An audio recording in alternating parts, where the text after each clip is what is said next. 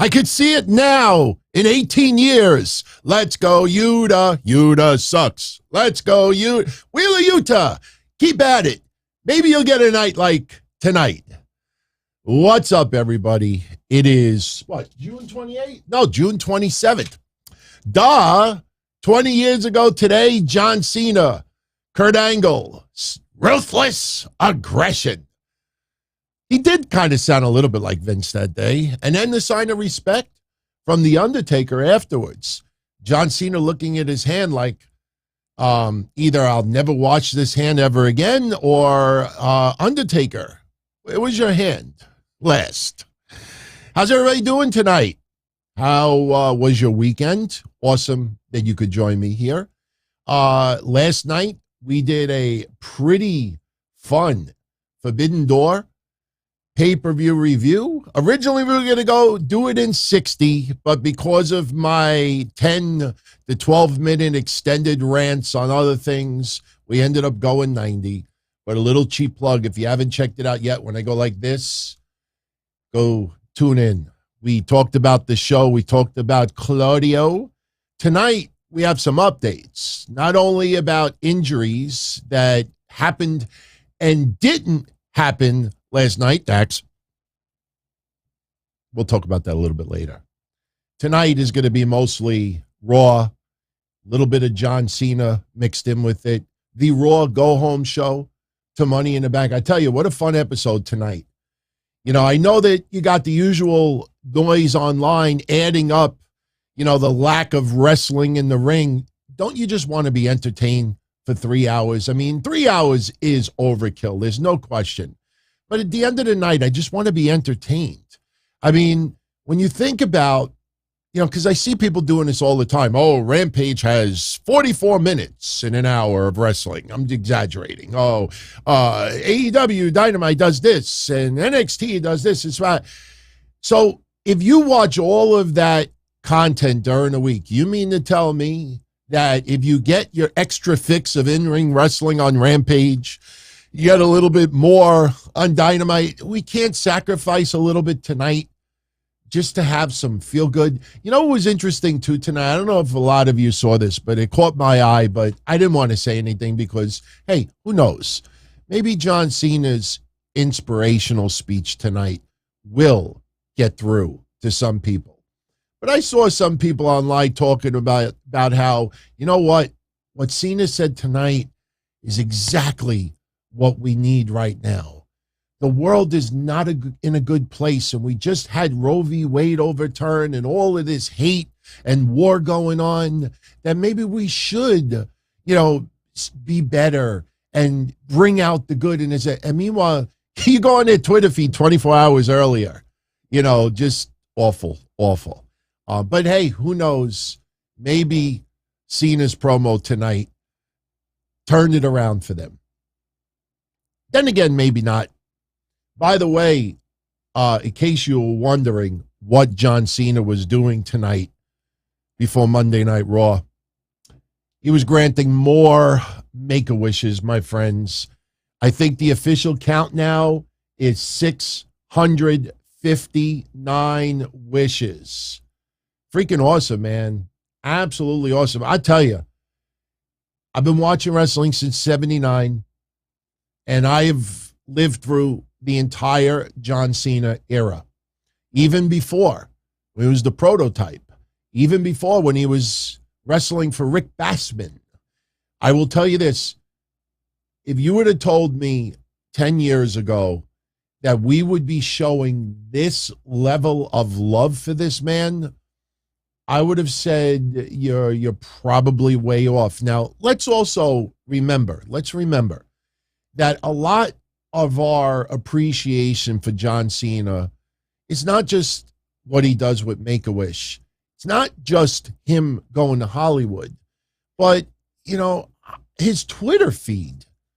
I mean, anyone out there that follows John Cena on Twitter, I mean, he posts a lot of emotional, uplifting thoughts, inspirational quotes, advice, you know. And look, if you do a Google search, there's places that'll tell you, like, how to get 100,000 subscribers like this. And one of the things is you just put motivational quotes every day. And then people will like it, retweet it, like, hey, this person gives me a positive vibe. Some people will steal it and retweet it. But with John Cena, you could tell by now it is coming from here.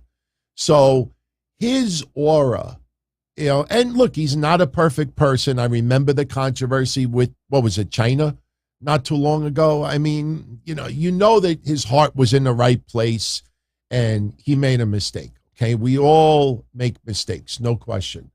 But John Cena, after all of these years, going through the let's go Cena sucks, same old shit, just super Cena, I mean, you got to understand something. And I'm just thinking off the cuff right now. You go back to the 2000s, and I always brought this up as a story, and forgive me if anyone knows the story already, but, back in the early 2000s, 2002, 3, around there, maybe 4, it was the Triple H show. In 2001, it was more Steve Austin and everything else. You had Invasion, the WCW closing down, ECW closing down. But 2002 is really where it became the Triple H show. And when I was doing my hotlines back then, we would call, what we would see on TV, the Triple H show. It would open up with Triple H. We'd have a replay after commercial with Triple H. You'd see him walking through the back. You get the second hour, the beginning of the show, another repeat, something else. And then you have 2 more segments and he closes out the show. And then a lot of people that he buried. That infamous photo we've talked about so many times over the years, that somebody took a graveyard and put a lot of wrestlers' names on the tombstones, and here's Triple H with the shovel, just burying people. That was the perception at that time. We were so goddamn sick of Triple H, the way he was used and abused. And then you get a little tiny reprieve. Then John Cena shows up. In 2002, he shows up, but obviously there was not all the focus on him. Then he was doing Thugonomics, and honestly, most of us loved Thugonomics.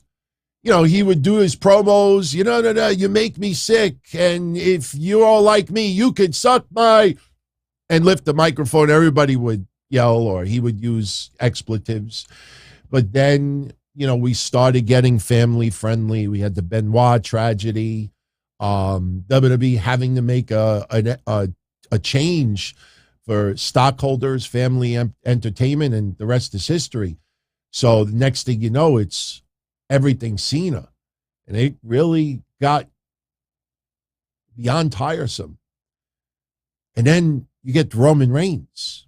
By the way, I would have liked to have seen Roman Reigns cut a promo tonight. Did he cut a promo tonight? Maybe I went to use the bathroom. I don't recall seeing Roman Reigns cutting a promo tonight. Oh, yes, we will talk about some of the names that did videos. And I have a very sincere comment about that as well. And I also will have a very sincere comment later on about this. About this.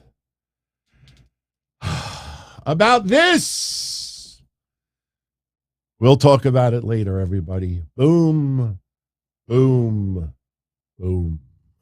I would have liked to see Roman Reigns say something tonight. No promo. He could have shown a little bit of love for John Cena and then finish up and saying, but this is my yard now, and just close it out with being a dick. But we didn't get any Roman Reigns tonight. We didn't get some stars that we probably would have liked. Very, very casual confrontation backstage with Theory and Cena tonight.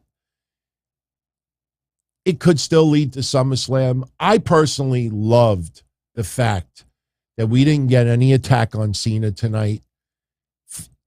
Everything about it from beginning to end was awesome. And I love, how people in their right minds didn't expect Vince McMahon to come out. You think about the last 20 years in a relationship with Vince and John Cena, and you mean to tell me he's not going to come out there and introduce Cena? I mean, are people that naive? I don't think so. I think they just want to put it like, what the fuck is this guy doing out here? This motherfucker, he paid $3 million to, shut up. So much other, and you just tweeted like, maybe this is what we needed. What the fuck is Vince going to? Bipolar motherfuckers. There's a lot of them out there. Sorry. That's just how I feel. Some people have like these weird split personalities, or they just write it just so like, hey, did I get 515 likes out of this? By the way, we were supposed to get a match tonight.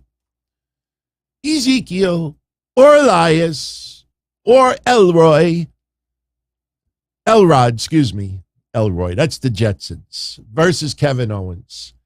The match did not happen tonight. It was supposed to be Ezekiel, by the way, against Kevin Owens. Little spoiler alert, even though it's more sausage than anything else. Ezekiel is the character that's going to remain on TV. Elias is not going to be a regular fix on TV. He's not going to be making regular appearances. Could he show up from time to time? Absolutely. Absolutely. That beard, the hair extensions, trust me, they're in the makeup department stored in a nice case right now. And when they feel that they need to, a little bump, hey, Elias is in town. He's going to show up for a concert. He'll just glue it on, put the extensions, and there you go. Elias is back again. It's not like you're doing so much sci-fi for a movie that you're sitting in a makeup chair for 6-8 hours. No, it's nothing like that at all. But, we're not going to get Elias back on a regular basis. But this match was cut tonight.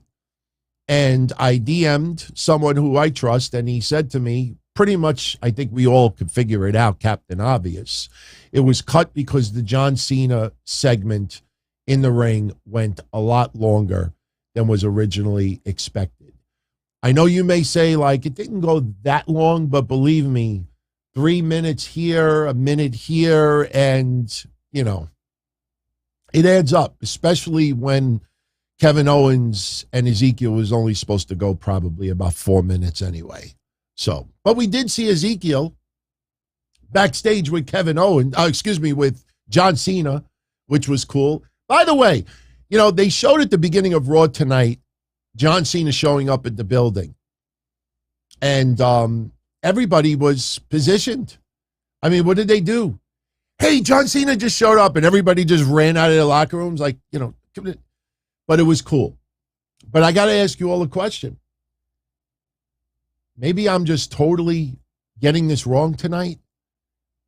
Did we get a Danny Doring appearance tonight? I mean, my love for Danny Doring. Is that Danny Doring? I think it's Danny Doring. Danny Doring. Is it? I think it is. It sure looks like Danny Doring. Trust me. I've been up close with that guy, and his schnozola sticks out. But very, very cool if that was. I think it was. Rob S., do a Google search if you don't know who Danny Doring is. Oh, Billy Kid. Wait a minute. That's Billy Kidman? Motherfucker. Too good to be true, right? Son of a bitch. I thought, you son of a bitch. I thought that was Danny Doring. I swear to God, I was like, wow, he looks fucking awesome, man. Billy Kidman. Yeah, you're right. It is Billy Kidman. I tell you, they look like brothers from another mother. Yeah, that's Billy Kidman. Thank you, everybody. I shared it with you. I just wanted to know. And I'll be honest with you, when I saw it, I was like, what is he doing here? He ain't like an agent or anything like that. I don't think he was just visiting. He doesn't even live in that area. But okay, Billy Kidman. Thank you, everybody. Thank you. So, Elias, Ezekiel, Elrod, whoever was supposed to face Kevin Owens tonight, that's been cut. It may happen next week. It may just politely get dropped, for the foreseeable future. They need an out with this storyline. Kevin Owens can't keep having meltdowns like this. Something has got to shift. Maybe just somebody in the back is laughing at Kevin Owens. Acme Insta feud. Kevin Owens goes this way. Ezekiel goes that way. We'll see what happens. So let's talk a little bit about Raw tonight. The hype around Raw tonight was obviously celebrating 20 years of John Cena. 20 years ago tonight, John Cena took on Kurt Angle, made his main roster debut, and the rest is obviously history. So we were getting this tonight. We were supposed to get, as I said moments ago, somebody from Ezekiel's family, which would have been Ezekiel, taking on Kevin Owens. We were also getting tonight a 2-on-1 handicap match between Alpha Academy and Bobby Lashley and Austin Theory. I know we're not supposed to call him Austin anymore, but Theory, it's, I'm still not used to it. Theory is the special guest enforcer. He wasn't Mike Tyson tonight, but, he was going to be that chicken shit that was just going to be that annoying, gnat, that annoying little fruit fly in your house. You ever get one of those fruit flies where it flies around your computer screen and you're laying in bed and you get up and get a paper towel and then the fruit fly disappears just for long enough that you put the paper towel down and then suddenly it reappears? Oh my God, every year it's the annual tradition in my house. The Royal Rumble, WrestleMania, that's the annual tradition. No, in my house, the annual tradition is one fucking fruit fly just zooming around my computer in the wee hours in the morning. Pisses me off. See, a lot of people could feel what I'm feeling right now, motherfuckers. Seriously, one day I want to get a shotgun and just start blowing away my computer screen. Make sure I get it. That fucking fruit flies. You put that vinegar in a cup, and then your whole house smells like somebody douched. And then what do? You buy those kits, and then you pour expensive liquid in it with dish soap and everything, and then what happens? You either accidentally drop it in the sink, or 3 days later it evaporates into nothing, and then you realize I just spent $12 for nothing. I hate fucking fruit flies. We also got tonight I gave away the spoiler. Fucking fruit flies, God damn it. We had a battle royal to open up Raw tonight. Wrestlers from Raw, wrestlers from SmackDown, because this is going to determine another spot in the Money in the Bank ladder match on the men's side. Now, remember, there was 2 slots that were open. Tonight, they were going to fill one. Friday, they will fill the other. And like I said, you had wrestlers on Raw, wrestlers on SmackDown. It was called the Last Chance Battle Royal. Some of the highlights from the match, the Mysterios and Ali, they get together, help each other, and they eliminate Veer Mahan. Shanky and R-Truth had a little bit of a dancing segment. Jinder Mahal eliminates Shanky. Does Shanky know how to go over the top rope? I watched this, and it was almost like somebody paused my TV. Unpause my TV, please.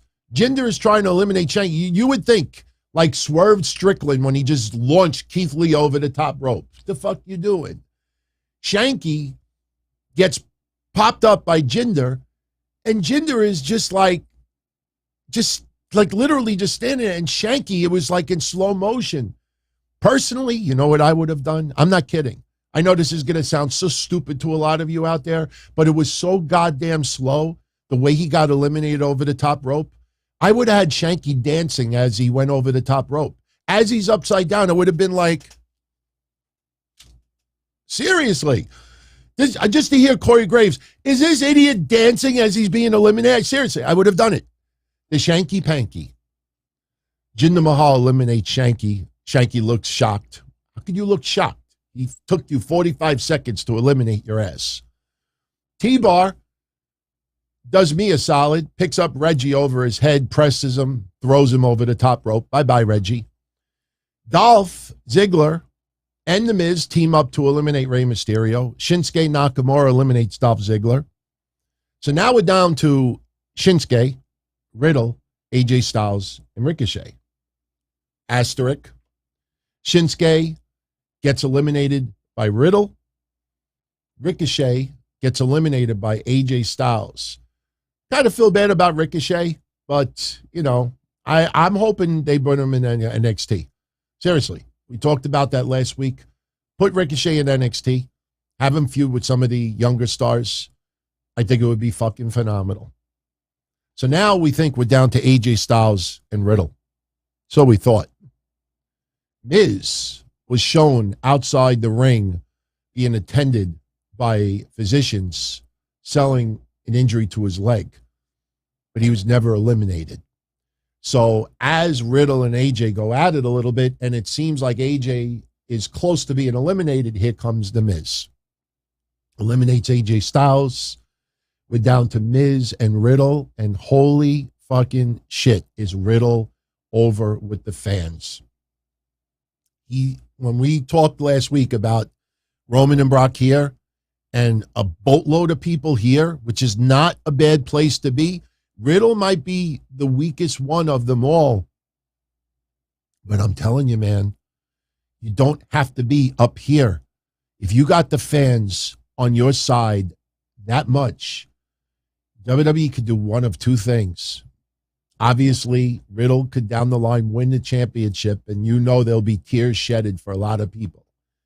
Or you could do what I would fucking love to see, and I still am holding out hope. And we could go sidetrack for a moment. Riddle, when he lost last week in his match the week before against Roman Reigns, and he's supposedly never supposed to face Roman Reigns again. If you remember that night, and they were talking about Money in the Bank, and I said, wow, loophole. He could win Money in the Bank and still tease that he's going to face Roman Reigns. Remember I said he could be rolling around with the scooter and have the briefcase in his hand, even though I'm still sticking with either Seth Rollins or Sami Zayn. I love my storyline idea with Sami Zayn. Win the whole match, get the briefcase, the bloodline. You want to be officially in the bloodline, you surrender that case to Roman Reigns. He gives the case. Roman Reigns hugs him. Welcome to the bloodline. You see this very serious look on Roman Reigns' face, and then they just beat the living fuck out of Sami Zayn. I know it would suck. I know. And what's the reason why most of you say that would suck? Because you lose the suspense of somebody who might cash in, teasing the referee. He's going to cash in. He's going to get. And then somebody spoils that. See, you want that unexpected element of surprise. That's what Tony Khan is so freaking obsessed with. Even when you have random people running down the rampway, just for that quick pop, we talked about it. When common sense, people should be at ringside and they're not. And then they just run down randomly many, many minutes later. It's because, look, he's running. Ah! But that's smart. If fans keep popping for it and loving it and praising it, you keep doing it. That's why every match now, boo, yay, boo. And you get that slug fest in the middle of the ring, chop fest, forearm fest, whatever you want to do. Almost every match now that happens. Because as long as the crowd interacts with it, you're going to keep getting it. And yesterday we talked about something else that is happening repeatedly on a lot of AEW matches. And every single time it proceeds with, this is awesome. This is awesome. And those wrestlers know, hey, we could do this. And you know that crowd is going to go, this is awesome. We're not going to repeat it tonight. But Riddle, when he lost to Roman Reigns, he issued this quote. Sportskeeda, yes, I had to steal it from them. Too lazy making a graphic. I let myself down. I let all of you down. But most importantly, I let Randy Orton down. So over the top obsessed with Randy Orton. Randy Orton either has to RKO this motherfucker and just do it, and then have, like, I'm telling you, if you remember my analogy, a lot of you have forgot about my analogy, but if you remember my analogy, it is cruel. It is cruel, but it's probably the best scenario they could do. It's like having a dog in your house, and that dog, you smack it. I don't condone any physicality. My God, I am a huge animal lover. You abuse a dog, and that dog with those puppy eyes will look at you and still wag its tail. It's so heartbreaking that if Randy does this to Riddle, Riddle will just be crushed by it. And Randy could even apologize, and Riddle probably would accept it, even if Riddle freaking got all his toes broken. The fans, because they love Randy as a heel, they love him as a babyface, but they love him as a heel even more. Randy Orton, all he's got to do is this, and the crowd will shit all over Randy. You know that's going to happen. But if you really wanted to twist it, you can have Riddle with this over-the-top obsession that Randy is retired. Randy, Randy, Randy, Randy, and then Randy shows up, and, he's fine. And then Riddle is in a dilemma. He's been lying to the fans.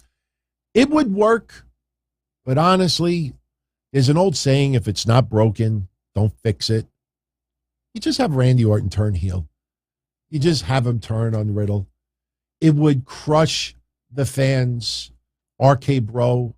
It would be reminiscent of Kevin Owens and Chris Jericho. Honestly, the last time I felt like, oh, fuck, with a betrayal for me, Chris Jericho and Kevin Owens.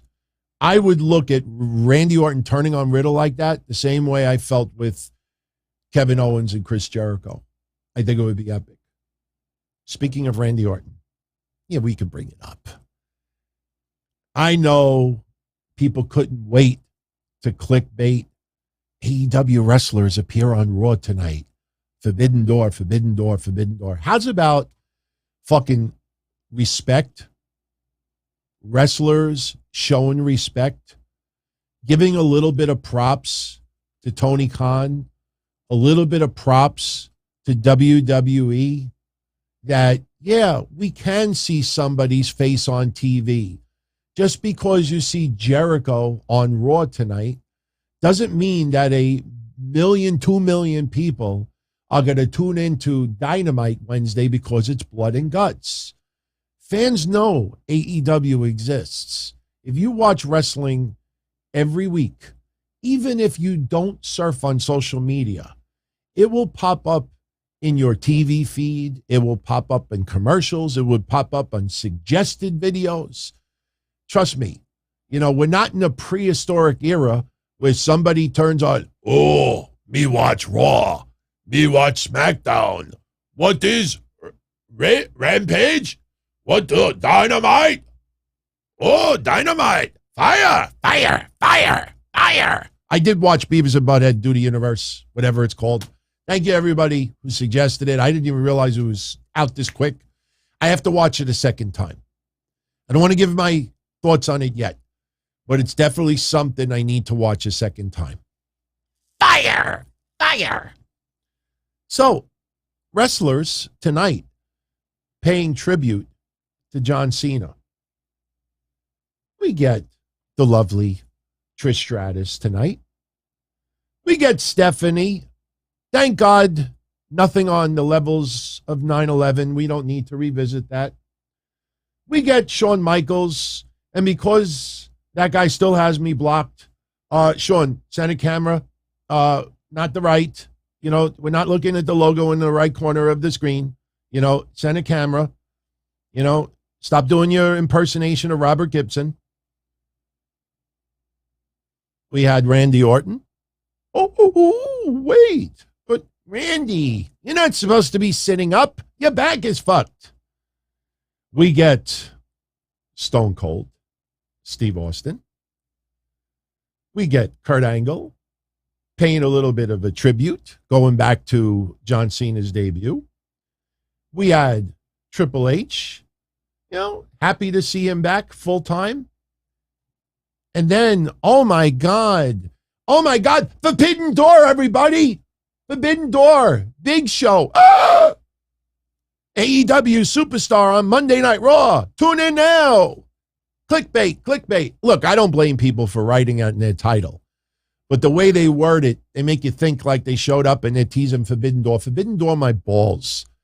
These are wrestlers showing respect for John Cena. 20 years, what he has done for this business. Sure. A lot of his years, maybe didn't wrestle on the level that a lot of these technical pure wrestlers do, but still, one of the most genuinely good people in this world. So props for AEW and WWE to be goddamn human beings. Oh my God, Forbidden Door. I saw people tonight. What does WWE have to give back to AEW now for doing this? How's about, thank you. Nothing wrong with it. But we weren't done, everybody. We had Daniel Bryan make an appearance tonight, pre-recorded video tribute to John Cena. Great man, great leader, putting him over, very respectable. And then we had Chris Jericho giving props to John Cena as well. I thought it was cool. Stop with the Forbidden Door bullshit. This is just, we're celebrating 20 years. Hey, I'm sure nobody complains we see a little extra Chris Stratus. Now you got to see my ugly face. It was just paying respects. Props that AEW and WWE didn't have to be that petty about it. Look at Impact. They just did Slammiversary, and AJ Styles appeared, showed respect. Trust me, it didn't affect Impact Wrestling's rating at all. Oh my God, AJ Styles appeared on a pay-per-view. Nobody was stupid. Could he show up on? No, just paying tribute to the X Division. Impact scored the same rating this past Thursday that they scored the week before, and that was prior to Slammiversary. They got no bump from Slammiversary, which is awful. But tonight, numerous wrestlers paying tribute to John Cena, and deservingly, without a doubt. Sure, not every single person could pay a tribute, but it was very cool from what we saw, and nice to see that respect, because look, if you want to go there, I'll go there.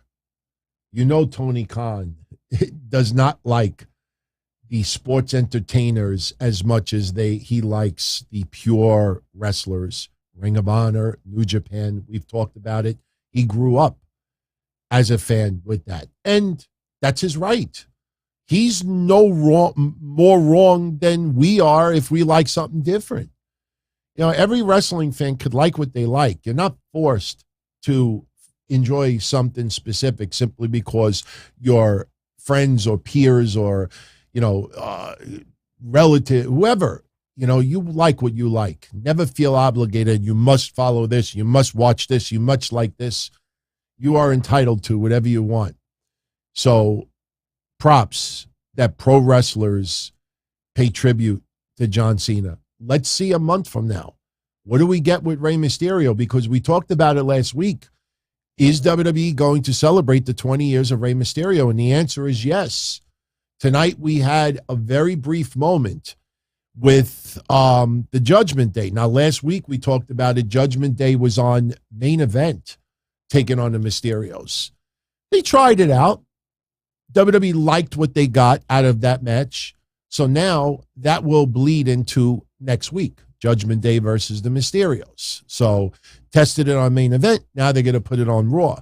But the funny thing is they're in the back, and Judgment Day is saying, we're not done recruiting people. If talks of Mysterios, if you want to join us, you could join us.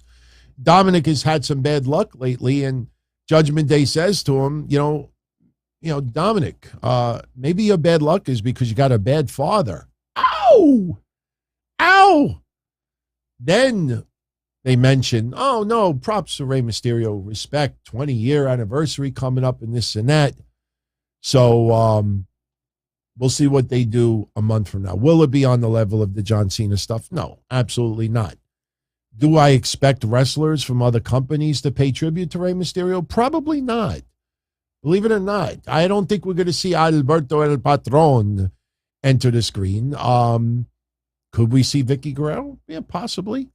I mean, anything can happen. But Ray's 20th anniversary is coming up. I think Becky Lynch is 8 or 9 years in WWE now? I think her anniversary of debuting, albeit in NXT or Florida Championship Wrestling, her anniversary just passed a day or two ago. So, yeah, Chavo, sure. But Chavo is, he's really not, he's not AEW. You know what I mean? But, yeah, I mean, we can see people from other companies. I think once WWE realizes, look, we're not going to lose viewers because somebody makes an appearance. If anything, it makes the WWE fans miss that wrestler in WWE even more. And let's be honest, a lot of you out there, don't tell me that I'm wrong. A lot of you out there would fucking love to sing Judas if Jericho showed up on Raw in person.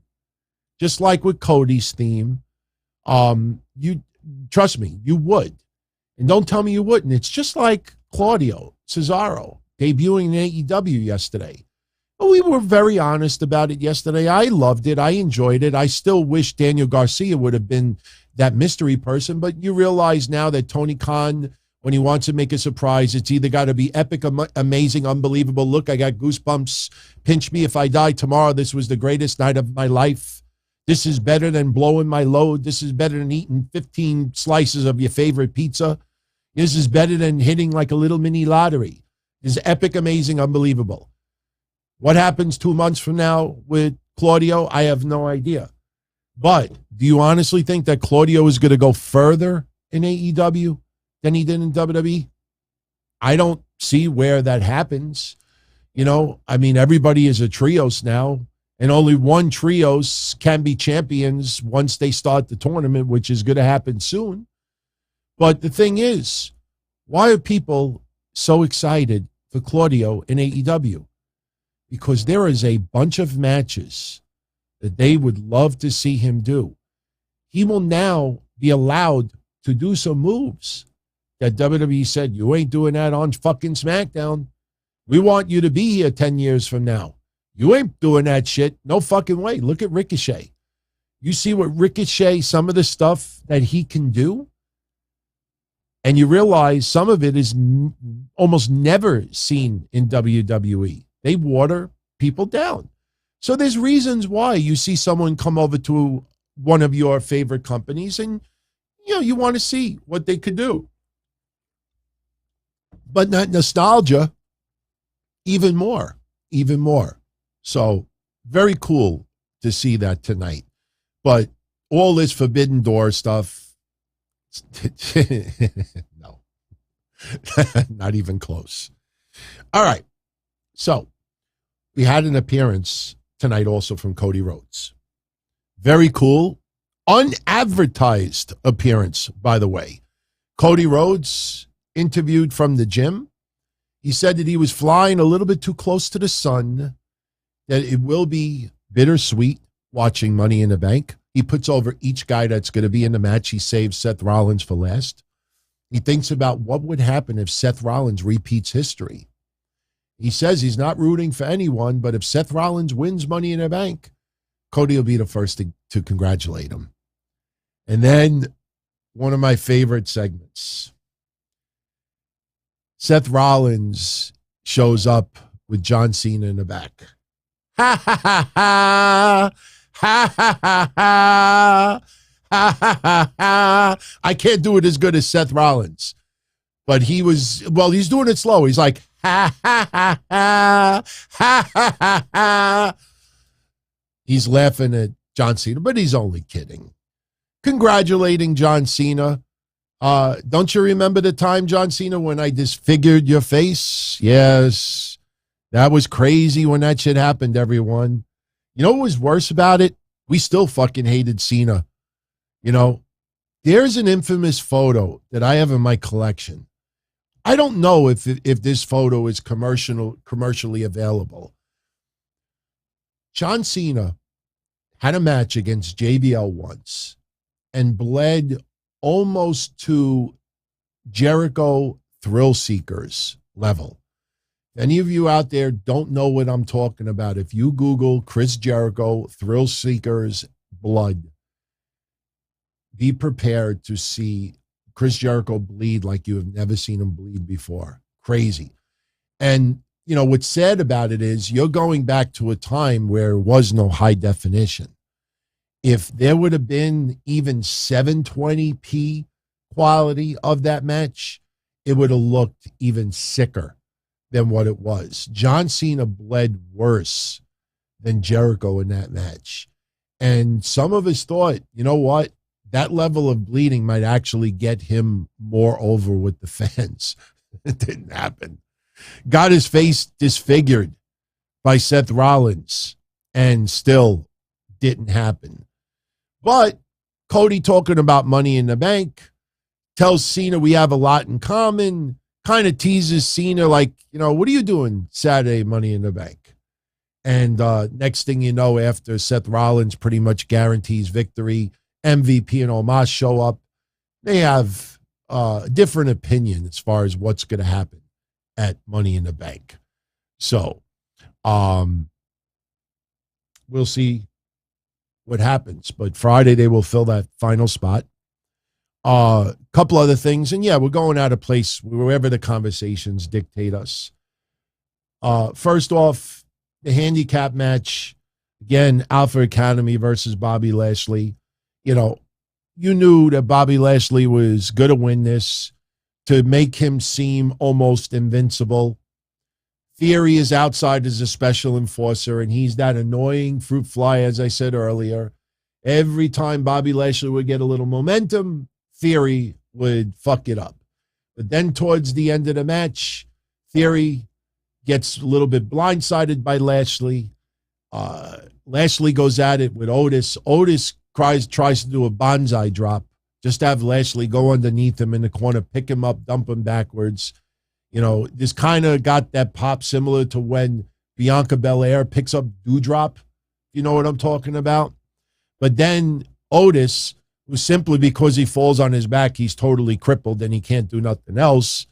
Here comes Chad Gable, eats a hurt lock, and Bobby Lashley gets the win. Theory attacks Lashley after the match. Lashley gets a little bit of an upper hand, and we think he's going to get his hands on Theory, and Theory chicken shit gets out of Dodge. You got to wait until Saturday to see Lashley get his hands on Theory. And look, we're not going to do predictions until Friday. I think I am going to do a pre-recorded predictions. I tell you, that's kind of cutting it close. I mean, I don't want to put content out there just to inflate numbers. I mean, look, we've actually cut back a little bit on the shows, and I got to show you something pretty cool. Haters are not going to like this, but Brian Hebner, you know who Brian Hebner is, the son of, you know, Earl Hebner? Is it Earl Hebner's son? Yeah, I think, right? He's not Dave Hebner's son. Anyway, Brian Hebner, he has a podcast now, and I follow him. So he posted on his feed earlier that, you know, he's got his numbers have gone up in the podcasting. And I'm like, cool. I'm pretty happy for him. Then I looked at it close and I had to do a double take. And I was like, wow, Brian, I'm sorry for hijacking your post. But anybody see something pretty cool on there? Not only are we up 56 spots, but look at the company that we're in. The Magnificent Morocco, Francine, Brian Hebner, Raven, and a few others. Talk about, we're moving on up, everyone, to the east side. But yeah, I would have never seen that if Brian Hebner wasn't bragging about his stuff. I was like, wow, that's pretty cool, man. It's pretty cool.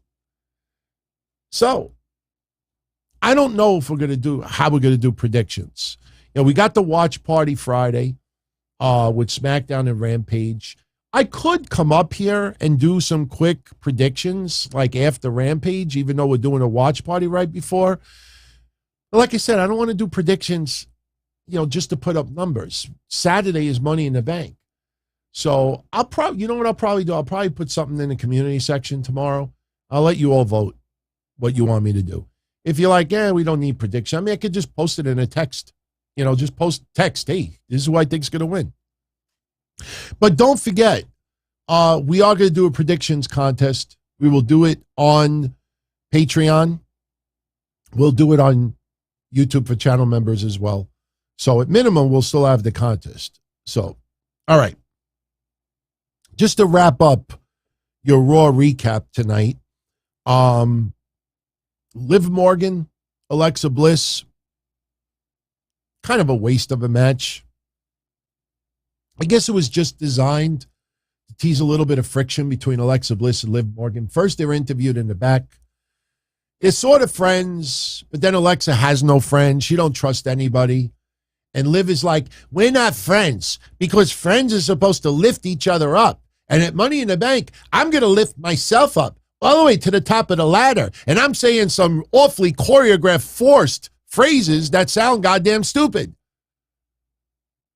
We're not friends because I'm winning the briefcase and you're not, Saturday. And if you get in my way, I'm going to dump you on your ass and tear that Lily doll from limb to limb. So what do? They have a match and Asuka on commentary. Asuka, very nice for you to be here. What do you think about this match? Oh, but how you are? I mean, we love Asuka. I love when she does that. But I saw on commentary, I'm like, oh, man, that was almost like, random New Japan star cutting a promo that's Japanese, like from AEW. Oh, my God, Tanahashi's going to cut a promo. No, he's not. As soon as he picks up the microphone, look, Brain. Dun, dun, dun, dun, dun, dun, dun, dun. Like, sure, you knew he wasn't going to say nothing. Asuka, what do you think your odds are for Saturday? And then what happens? Liv Morgan with the unexpected win, just like that. If you peed, then you missed the match. And Asuka, for some reason, unbelievable surprise, shock. Liv Morgan beats Alexa Bliss. And Asuka, you would have thought that somebody flashed her at ringside. To me, waste. I would have rather have seen Ezekiel. And it's not about men or women. It's just, to me, it's a waste, By the way, did you notice the little phrases? Talking about more choreographed stuff.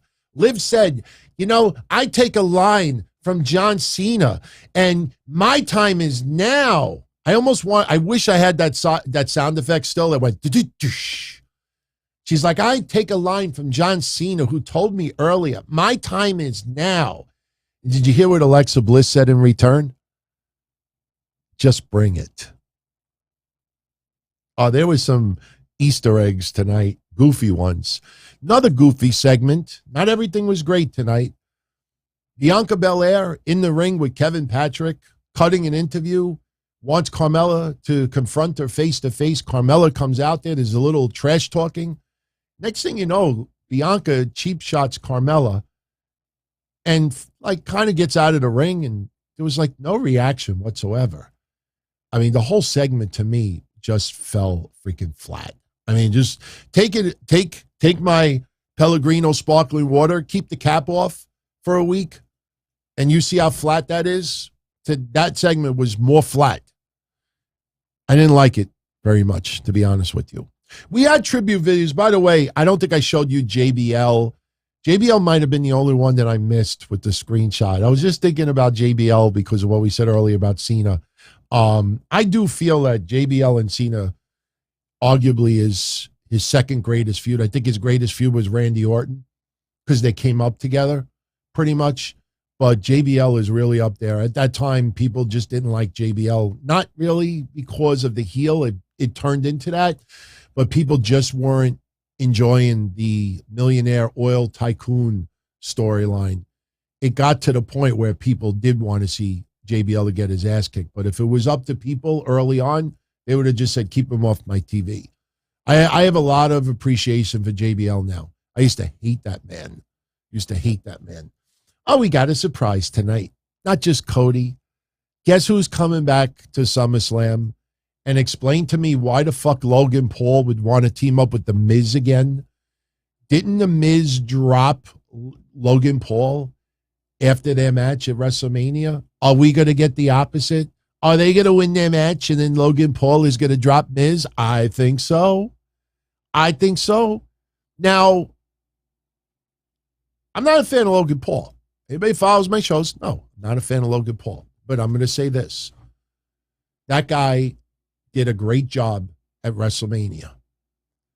Just like Johnny Knoxville, just like Bad Bunny. Bad Bunny obviously was the best one of them all. But this is not Raw guest hosts doing a bullshit move to get a pop, plug their own shit. Logan Paul took it seriously. And look, World Wrestling Entertainment has been sports entertainment with celebrities and people going back to Mr. T 1985. How people still are baffled when some non-wrestlers compete blows me away.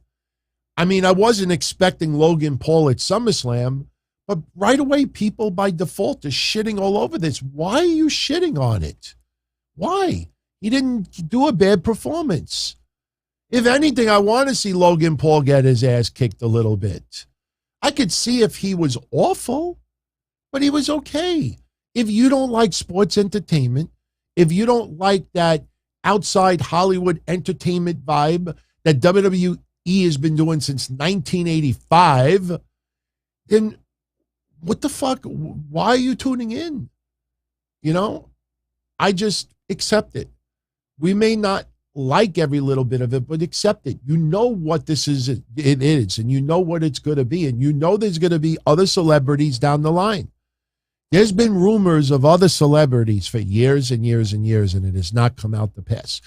You know, Shaq in that tag match with Jade Cargill and Red Velvet and Cody, you go back and watch it, Shaq didn't do bad at all. I mean, you know, him magically disappearing from an ambulance, just poofed into thin air, was just absolutely stupid, especially that somebody leaked out footage online of him just running into the corner. It was just awful.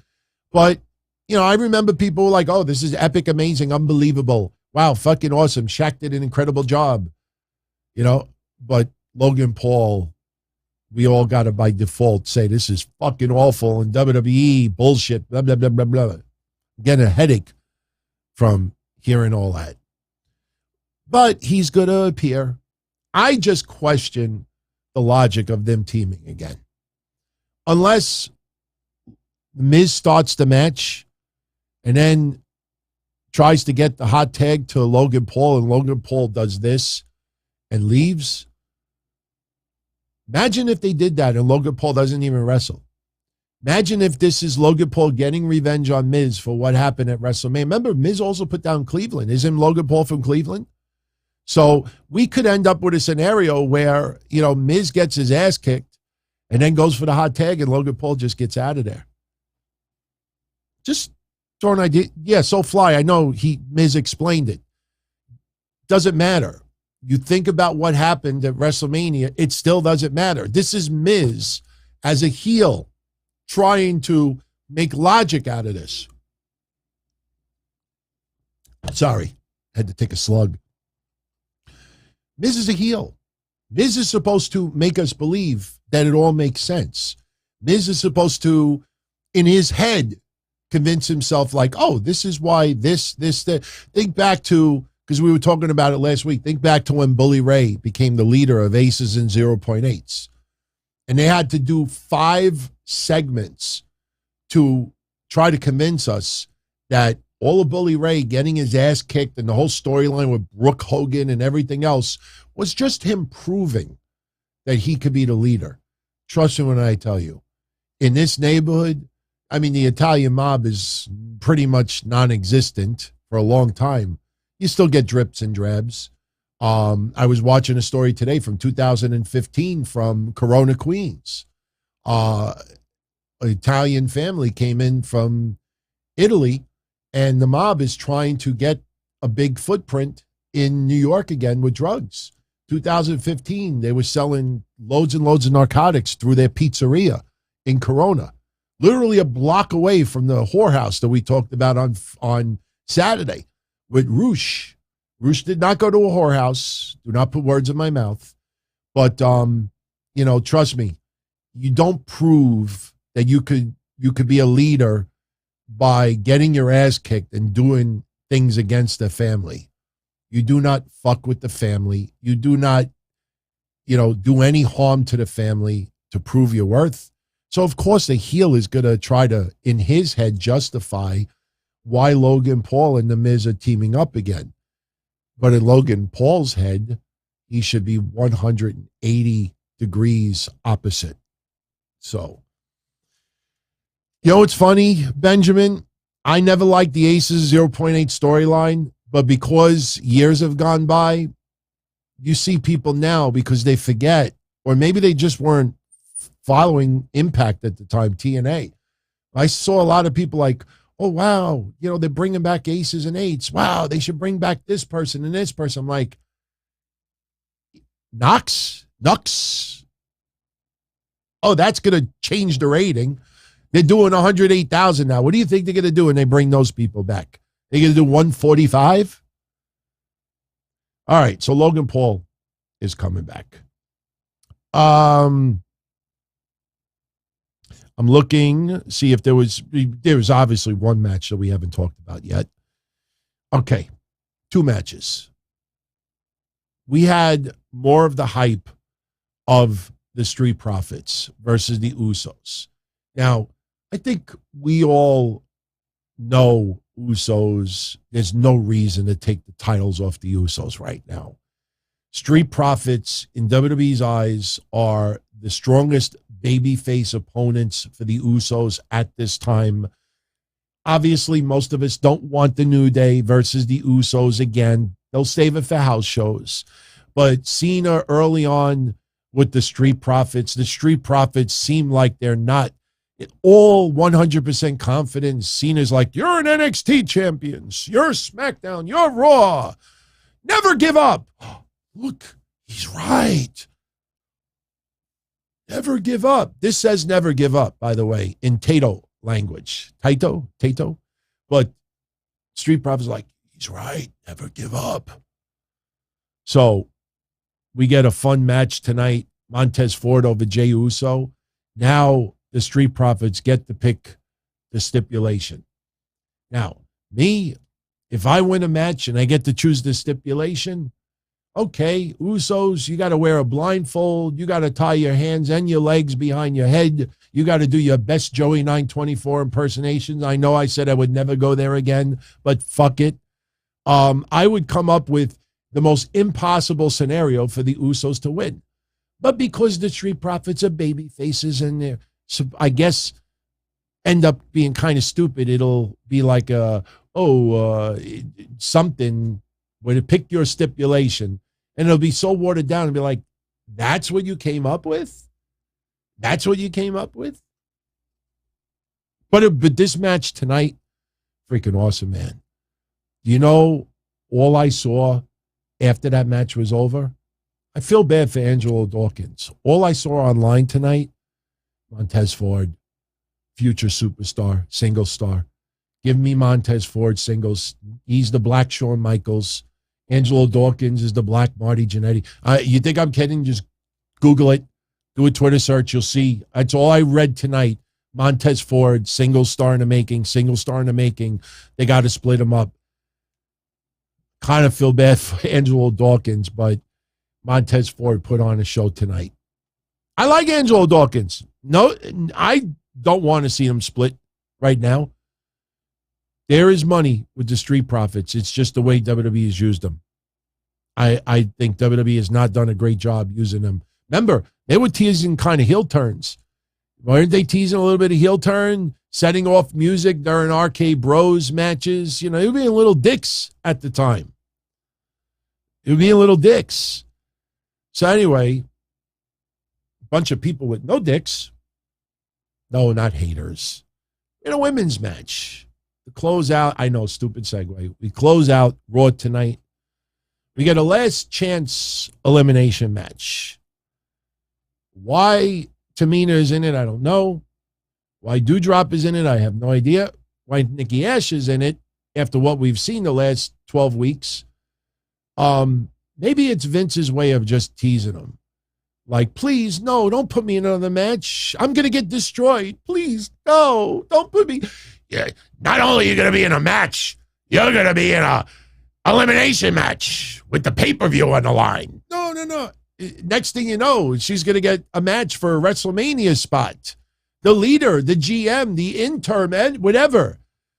Please, no, I don't want to be showcased. I keep losing. You're going to be. Half the people in the match tonight, Xia Li. I like Xia Li. Anybody knows I freaking am a fan of Xia Li. But you see Xia Li in there, you know, the way she's been used, you know, this came down to really Becky Lynch.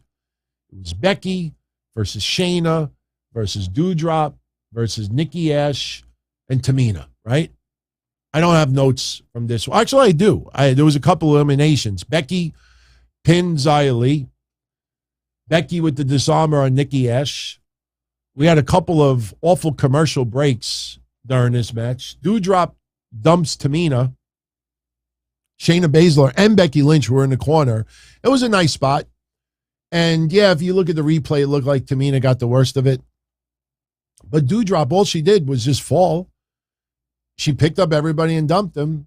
For some reason, she's laid out on the mat too. Why? Anyway, she ultimately eliminates Shayna Baszler.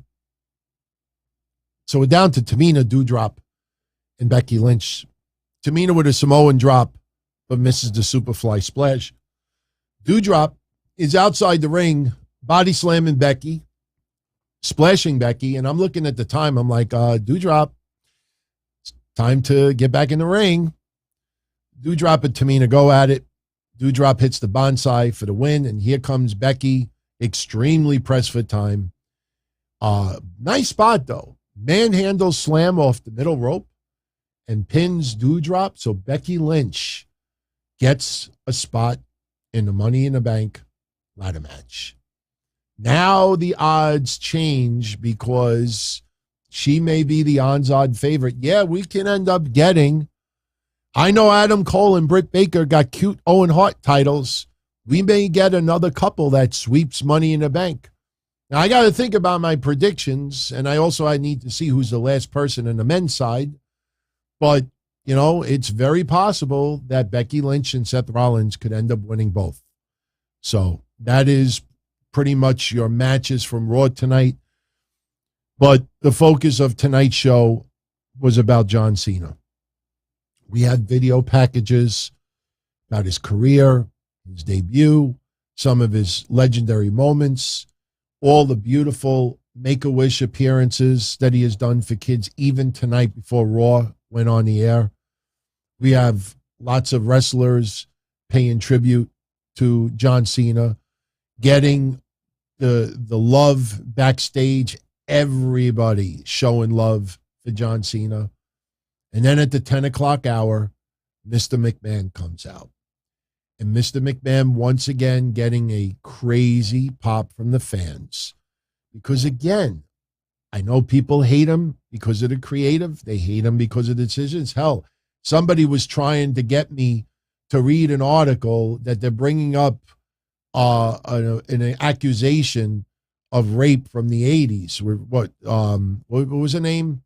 Not Rita Marie. Can't remember her name. Someone in the chat will bail me out. And that was a fucked up story back then. But, you know, they're just trying to find anything.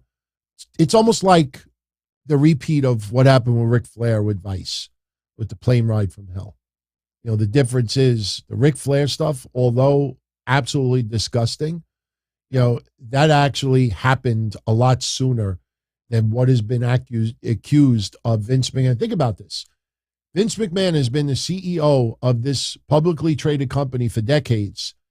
And the accusations against him, was it Rena? No, people are just guessing in the chat. I'm sorry, no disrespect, but People are just guessing. It's got to be this woman. It's not Mike McGurk. I don't believe it's Mike McGurk. I don't remember the article saying, but, good tries with the guesses. You go Google it. The point is, WWF became WWE. WWE became a publicly traded company and still got to be a billion-dollar industry dealing with executives and entertainment outlets and is accepted all across the globe business-wise. And this story of his the accusation with him in a limo has been out there for 40 years. Rita Chatterton. Thank you very much, Harris. So my point is, I'm not saying that they didn't happen or they did happen, but look at everything that Vince McMahon and WWE has done in the last couple of decades. And that story was out there. So people are trying to rehash it now because they're trying to do to him what they did to Ric Flair with Vice. Period. Anything that they're going to try to throw out there to try to build this, case that it's so unethical. Don't you remember this? Don't you remember that? Don't you remember the steroid trial? Don't you remember when Owen died and he kept the show going? Yeah, people are piling all that on to try to cancel Vince McMahon. And look, I don't condone any behavior like that. That's awful. But when you see people doing this now, you know that it's being done, not because they're so offended and disgusted. If that was the case, they would have been on this mission 5 years ago, 10 years ago, 15, 20 years, 25 years, 30 years. But no, because he's accused of paying someone to keep quiet about a consensual affair. Oh, let's rehash every fucking negative thing about him so we could try to build. Come on. That's tacky. That's tacky. And the fans out there are pretty much showing like, look, 73-year-old man banging a woman consensually. I hope I still could keep it up at 73 years old. That's how a lot of people look at it. They're not investors in WWE. They're not stockholders, most of them. They just look at it like, hey, man, some guys, they got their wants, and women got their wants too. This was consensual. Remember, it was fucking consensual. No crimes were committed.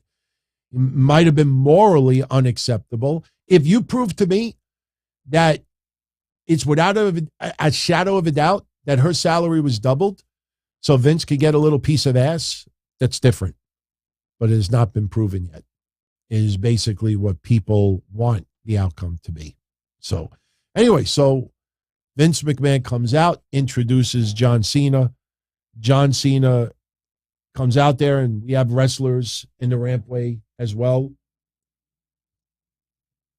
There is that Never Give Up shirt again.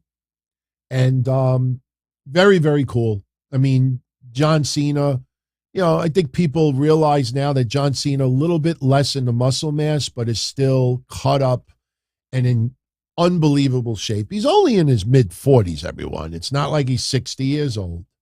But he comes out, standing ovation, everybody showing love to John Cena. Gets in the ring. Everything about John Cena's promo tonight was about the fans. We talk about John Cena on Twitter, trying to uplift people, trying to send a positive message. If you could take Twitter and put it into a microphone, that's what you got tonight. And the crowd is chanting, "Thank you, Cena." Some girl had a very, very funny sign that John Cena even acknowledged. Yep, 20 years of jorts and 20 years of never giving up. And he's just continually putting over the fans.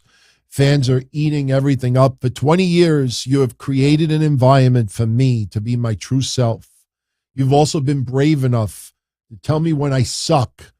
And you've also been kind enough to tell me when I don't. Because of you, I am a better person, a better husband, a better human being. You taught me humility. You taught me perseverance. You will see me in the ring. And I'm abbreviating what he said. I'm giving you a summary. These are my notes He didn't say that. I said that. He says, you will see me in the ring again. And I promise it'll be more than one time. I just don't know when, but it will happen.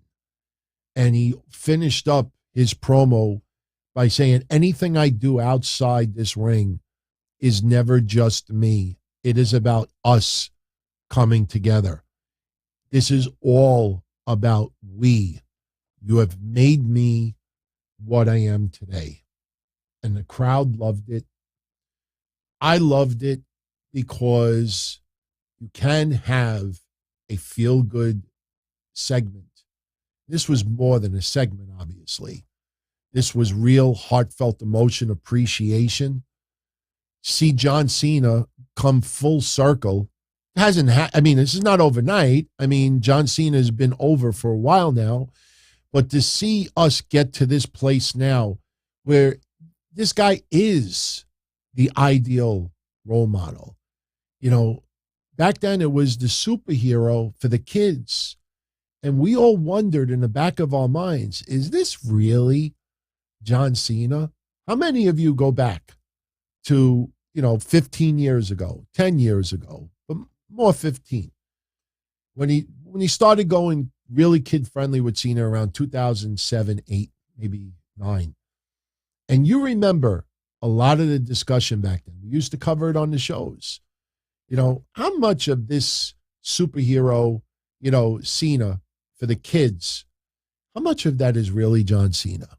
And how much of that is just this character because WWE is now PG friendly and they need to attract families and convince people that they are family friendly entertainment again. We're not going to do blood and guts and other things. Back then we wondered if this was really Cena. And I honestly think now, I think we have our answer. I don't even think there's any doubt that Cena is extremely genuine. Now, I see some people bringing up some of his sexcapades and some of the women that he had been romantically involved in. What does that have to do with being a good person? You mean to tell me a good heterosexual man can't enjoy some pussy along the way? Or a gay man enjoying, it doesn't matter. It doesn't matter if you're straight gay. He's a good person. He is a role model. And I know in this day and age, and I talked about it earlier, on a different video I did, unfortunately now this real deep putting things down and hate and just this core, let's hurt someone for everyone else's enjoyment. That is, very, very accepted these days. Now, some people dig their own, holes. I mean, I've seen some of the stuff from Gunther the last couple of days when it comes to Roe v. Wade. And if you've noticed, I've kept Roe v. Wade off the shows. A lot of you are very curious, my thoughts on it. And I promise you, I will spare you that tonight. But I will say this, I believe, and I didn't always feel this way, but I believe that a woman does have the right to have an abortion. And I personally feel that when you have in 1973 and you pass that law and you leave it on the books for 5 decades, and then you decide, like that not only is it gone, but it's illegal in some areas. And now people have to, take outside measures, very risky, travel to outside states. They can't see their own doctor. They can't see their own, physicians in the area. They have to travel somewhere else. Man, that sucks. I mean, look, I'm not bringing up the Conan stuff just to bring it up, but I'm bringing up to bring a very, very valid point. When Conan needed to get the kidney transplant, he had to travel to Mexico to get it done because in the United States, you have to go on a waiting list. And unfortunately, people die before they're ever called, like, okay, we found someone for you. You could go in other countries, pay a certain amount of money and get it done. Not every country has to follow the United States formula. Plastic surgery, other surgeries you may want to get. you go to another country and you just pay X amount of dollars, you got it. But it's extremely risky.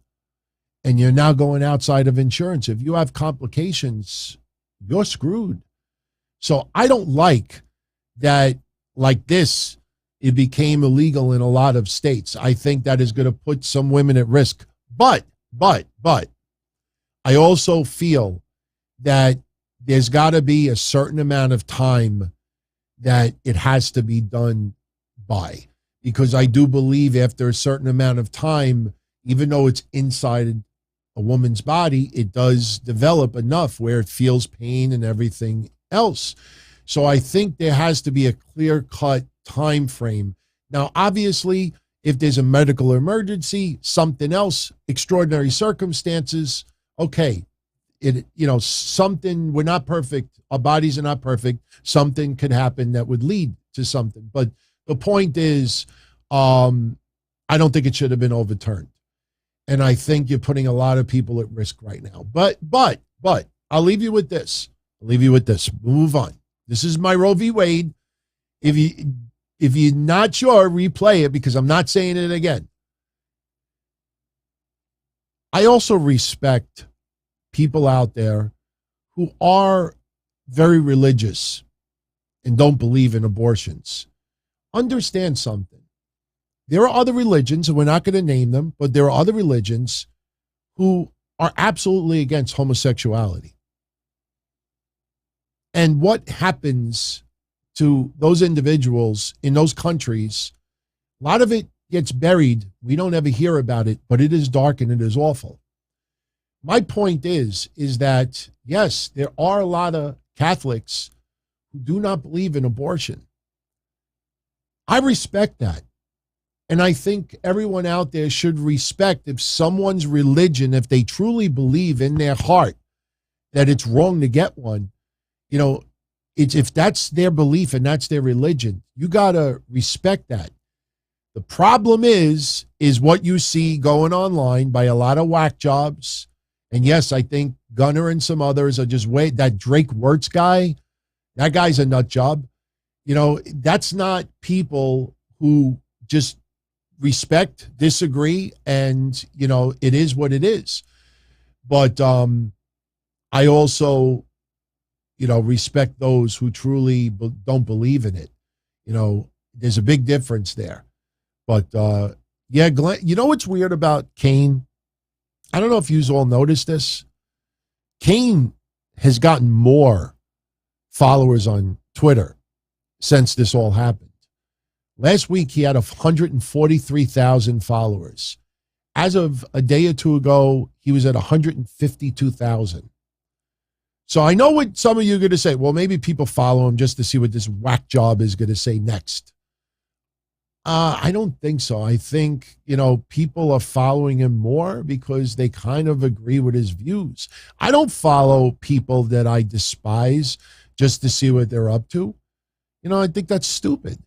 But he, usually what happens, guys, gals, you don't like somebody online, somebody really offends you. What do you say?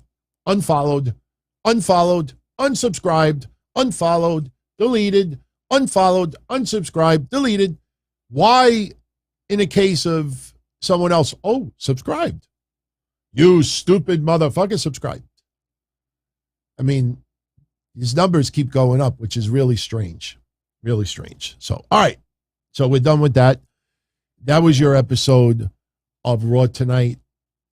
Everything was about John Cena with a little build to Money in the Bank. Friday will be the day that Money in the Bank really gets full blown in our face, because the next day is the event. Now, I will be doing a recap Saturday night right after, which means Sunday, the sit down should return.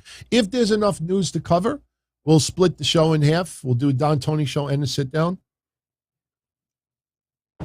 We're going to talk a little bit about Tony Khan and those hugs.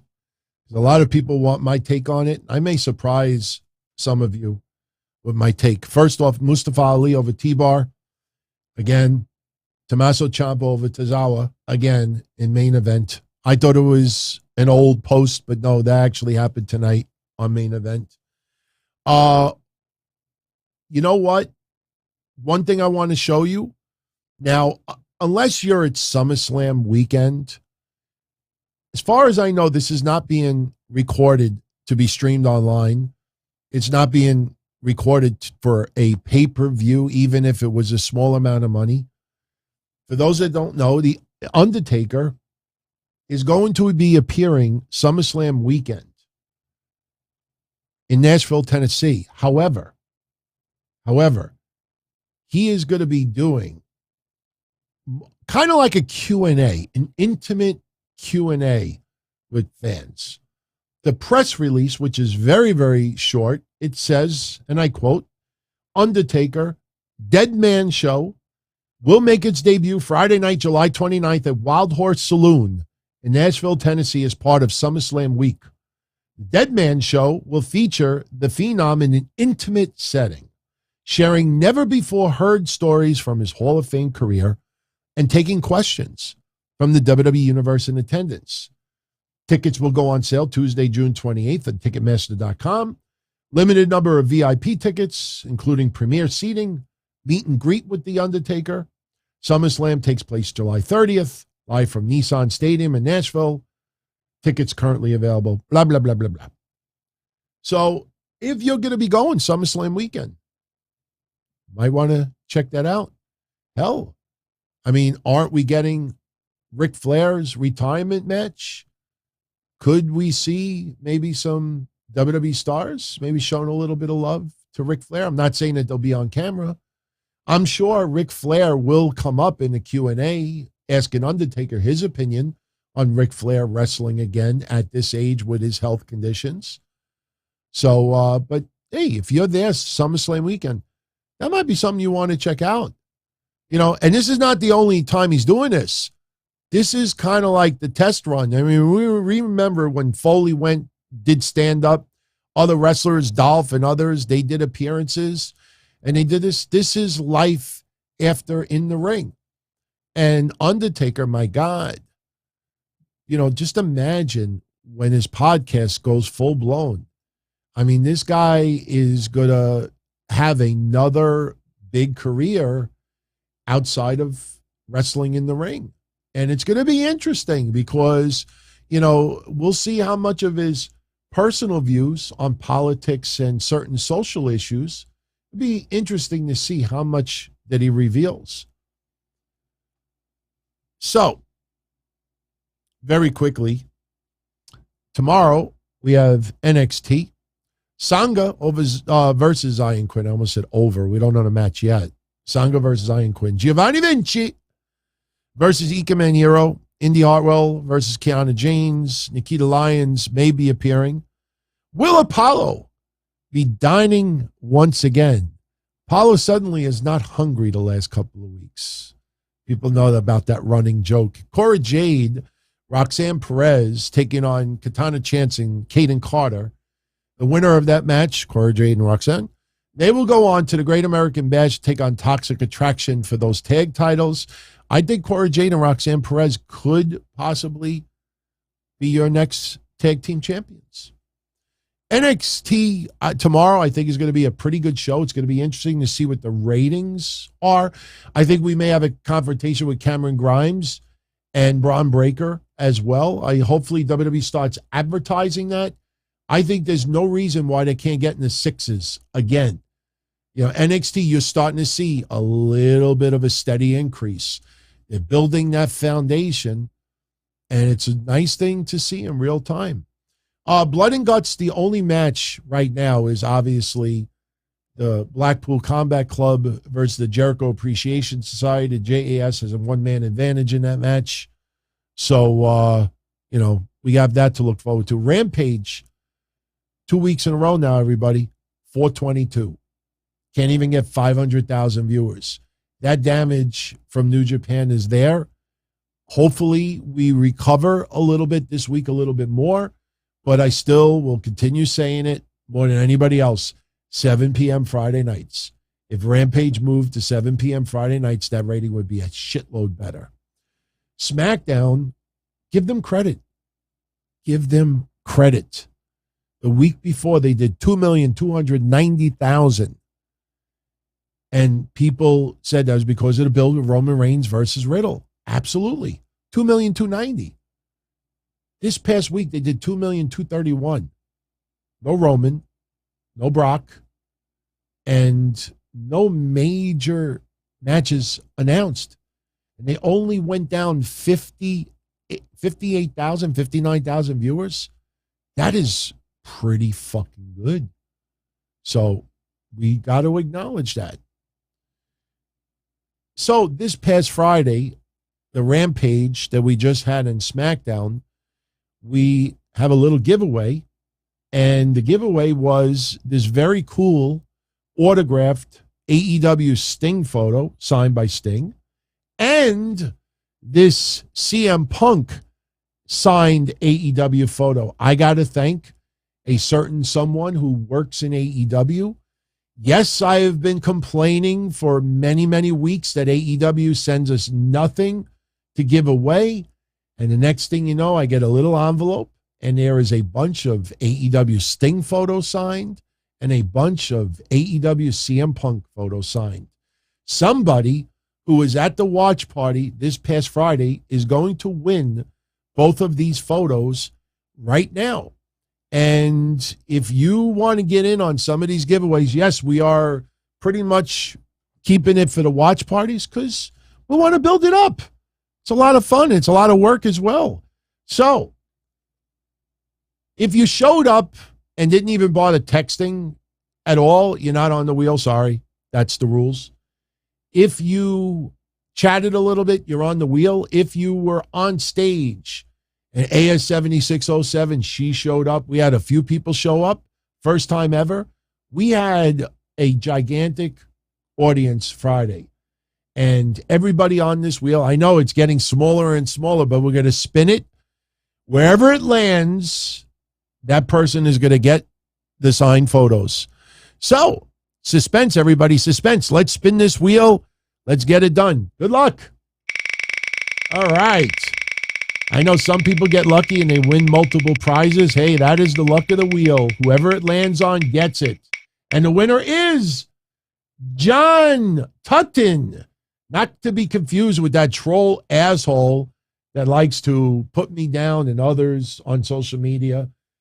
Johnny Tutton, congrats to you, my friend. You get the Sting and CM Punk signed photo. I'll tell you the truth. We might do that giveaway again this week because so many people wanted in on it. So if you missed, let's call it now. If you missed it last week, we'll do this giveaway again on Friday because they sent me 6 of each. So we have more. So that'll be the giveaway for this Friday. Now, tomorrow, I'm going to save it as a little hype when I put it on social media, but I will tell you right now, tomorrow's giveaway for the NXT Watch Party is going to be a signed photo of Riddle and a signed photo of Randy Orton. These are not old photos. The Randy Orton one is fucking awesome. I guarantee you have not found this anywhere. It is a spectacular photo. Someone will win both. All right. Believe it or not, we're not even at 90 minutes yet. We're going to start bringing this home. Now, I do want to talk about a couple of things last night with Forbidden Door. A couple of important things. Then we'll finish up about the hugging. First off, Adam Cole did suffer a concussion. We don't know exactly where he got knocked for a loop, but he did get knocked for a loop. Now, I know some people ran, and we addressed it yesterday, some people ran bringing up what Booker T recently said, that Adam Cole is getting smaller and smaller, and this is, more risk for injury. Getting knocked for a loop is just, a freak accident. I don't know exactly where he got hurt, but he did suffer a concussion yesterday. So when we were talking about him rolling into the pin, that was instinct. Someone told me that Adam Cole doesn't even remember getting pinned yesterday. Now, I'm not reporting that as news. That is not in my synopsis. I'm not clickbaiting. Someone told me this. I'm waiting to get it verified. So in case you hear someone else report that tomorrow, then maybe they have similar context like I do. But somebody told me that, a friend of theirs talked to Adam Cole today, and Adam Cole said that he didn't remember most of the final moments of the match. And I've heard that happen, with some people. They finish the match and they don't remember it. And you say to yourself, how did you finish the match if you don't remember? That's what happens with concussions, man. I had that one concussion that time with the chair shot from Jason Static. I do remember it, but when I watch it, it feels like I'm watching a movie. But believe me, that night, throwing up repeatedly is not a fun thing to have. But Adam Cole really did get a concussion yesterday, so we hope that he's okay. The good news is Dax Harwood of FTR, that was storyline. And I am so happy that was storyline. Not for the reasons that you think. Most of us are like, oh, thank God he's not injured. Sure, absolutely. You get a separated shoulder, it's a lot more serious than you think. What I love about it is people started to building this vibe that wrestlers and Tony Khan cannot swerve fans, cannot lie. And I saw some people today angry that AEW and Dax lied to the fans, selling an injury when he wasn't injured. You don't lie about something like that. We're watching entertainment. That's why I need to remind everyone, when the camera starts, whether it's Ring of Honor, MLW, AEW, ECW, WWE, MLW, NWA, it doesn't matter. Unless the outcome is not predetermined, you're watching entertainment. Every promotion gives a little different form of that entertainment, but that's entertainment. And Dax going to the back and then coming back as the hero, that got the fans. Remember, you're seeing foes face each other. We don't need to bring up MJF and Jericho again, but understand, when they're out there, they're trying to tell a story.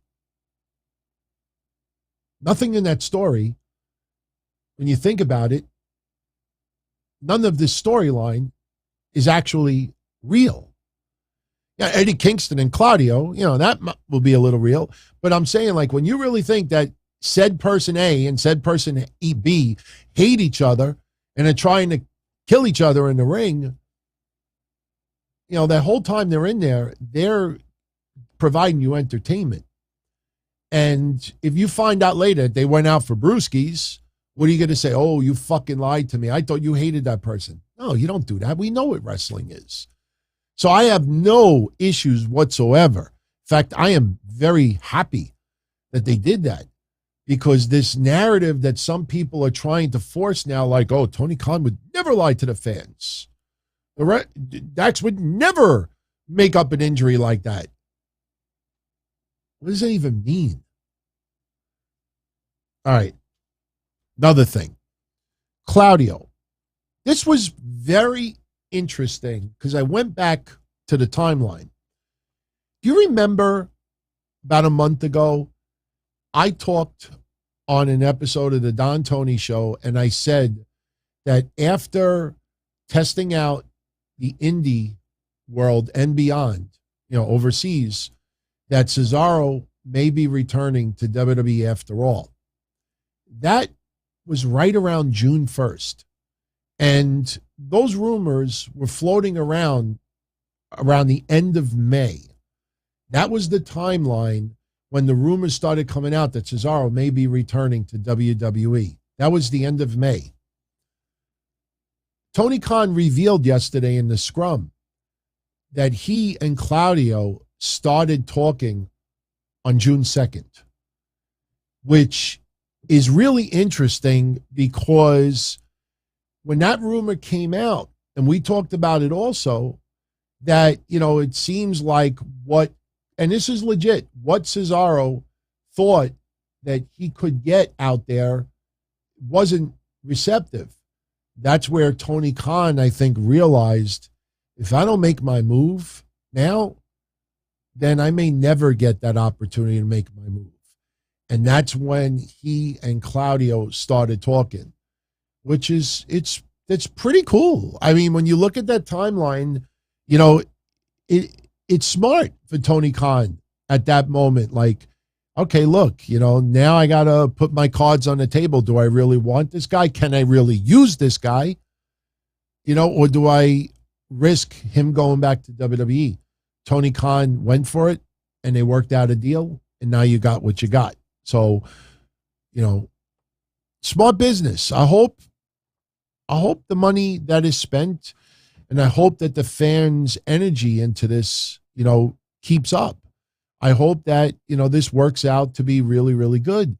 I just look at all of the other wrestlers who have come in. I mean, what other promotions, titles are you going to put on the TV so somebody gives this aura that their value is bigger than what it actually is? I mean, look, I'm happy that FTR have the IWGP, the Ring of Honor, and the AAA tag titles. But they don't have the AEW tag titles. And that's not me being, you know, like fickle about it. It's just when you really think about it, you know, oh, you know, Adam Cole, he's got the Owen Hart belt, but he doesn't have an AEW belt. Now that may change when the trios titles get announced very soon. But, you know, when you start thinking about it, you're like, okay, you know, okay, let's put something on them so their value in AEW is higher than what it actually is. So now the talk coming out of yesterday, and we will wrap things up here. We'll take a couple of quick questions and get out of here. The talk yesterday was the media scrum afterwards. I did not watch it. No interest on watching the media talking to Tony Khan for obvious reasons. But I do take note of things that come out of them, sometimes something noteworthy. And the news coming out of it yesterday were the hugs. He is a hugger. I mean, we have seen it many, many times in the past. We have seen this overwhelming emotion by Tony Khan. And yesterday, and when I saw these earlier, because I opened up my emails, because I didn't check emails all weekend for obvious reasons, but I checked emails, and there was almost 30 of you out there that emailed me either one or all of the pictures that I have here. Oh my God, did you see Tony Khan hugging Okada? Oh my God, did you see Claudio went for a fist bump or, you know, a handshake, and Tony Khan went in there for the deep, deep hug. And I watched the video. Now, I know some people were trying to say, oh, well, if you pause it at the right moment, anything could look worse than what it was. No, this guy went all in, pun intended. He went in for some hardcore, deep, emotional hugs.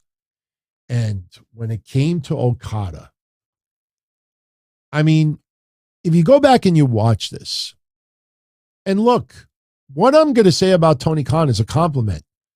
So but I also have to say the obvious, because we're very, very fair over here. I think we're very fair. And look, I said it last week. I got so many DMs last week from Hall of Famers to people that I had no idea that tune into the shows. I mentioned a couple of names last week, and they're like, keep doing it. Keep being brutally honest. Keep saying it as it is. Keep telling it straight up. You know, I think that is something that is going to start catching on with a lot more people out there. I mean, look, I showed you the numbers of the show. We went up 50 spots. Why? What did we do that was so out of the ordinary last week? No, we're just having fun being ourselves. But if you go back and you watch this clip, one thing you will notice is that Okada does not look at Tony Khan once. He doesn't look at him once. Tony Khan is just looking at the audience and has this look on his face like, okay, this is awkward. I don't know how you say that in Japanese. Awkward. You know, I don't know how you say it, but it looked awkward. Tony Khan, and I've said this many times in the past, and it doesn't resonate online because you know that there is a hardcore group of people out there in media and not, that if they dare show any criticism of AEW, they may lose clout. They may lose attention from others out there. There are so many people desperately trying to rub elbows that they wouldn't dare hit this stuff. So this is going down yesterday. And I've said it before, Tony Khan, growing up as a wrestling fan, he's still a young guy, everyone. You know, he's not that old. You go back 10 years and you realize how young this guy actually is. But he grew up a hardcore Ring of Honor fan and a hardcore New Japan Japanese wrestling fan, even some Lucha Libre as well. But this guy, imagine being a hardcore fan of a local promotion or something, and then you, years later, have so much money that you can now not only create your own promotion, you could buy the companies that you beloved and have this insane appreciation for. So now Tony Khan, when you see him react this way with Okada, I mean, even if it's a still frame, maybe my dad or my mom, would I put my head so deep in someone's armpit that it looks like a clump of hair is hanging out of Okada's head? I mean, you look at Tony Khan, that is emotion. That is emotion of, my God, one of my all-time favorite wrestlers of all time is now doing something in my promotion, and I have the privilege of standing next to him. Okada, you don't have any idea how epic, unbelievable, amazing this is to me.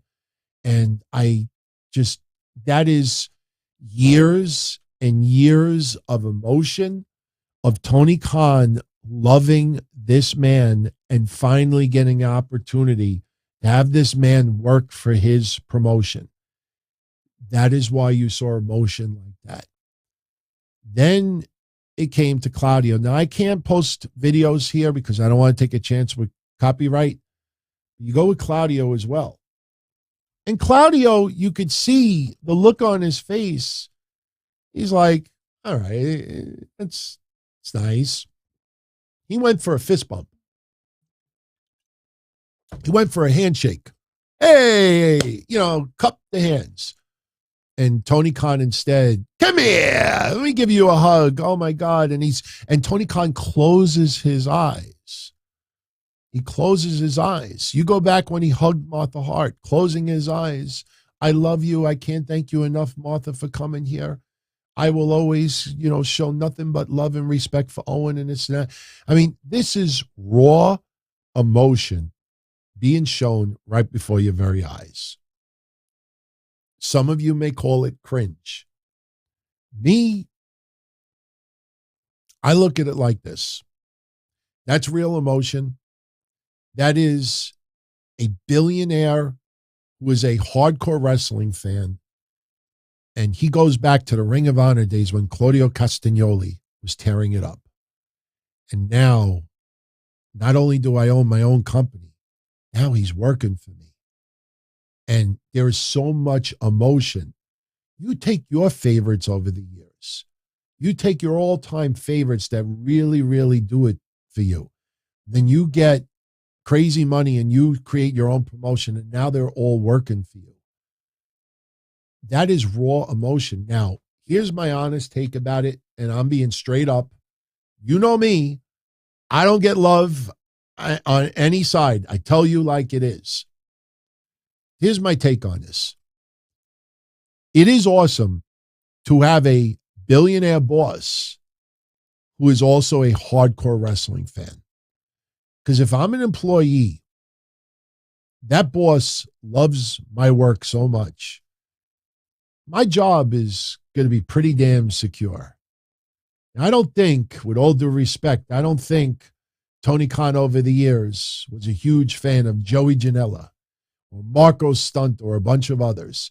A lot of the people that were quietly let go were pretty much hired more at the favor of others. Now, Joey Janela kicks ass. I'm not throwing shade on any of those people. But the ones who Tony Khan, remember Jeff Hardy? Remember, we brought this up before. Remember when the Hardys first showed up in Ring of Honor many, many years ago and the fans were angry?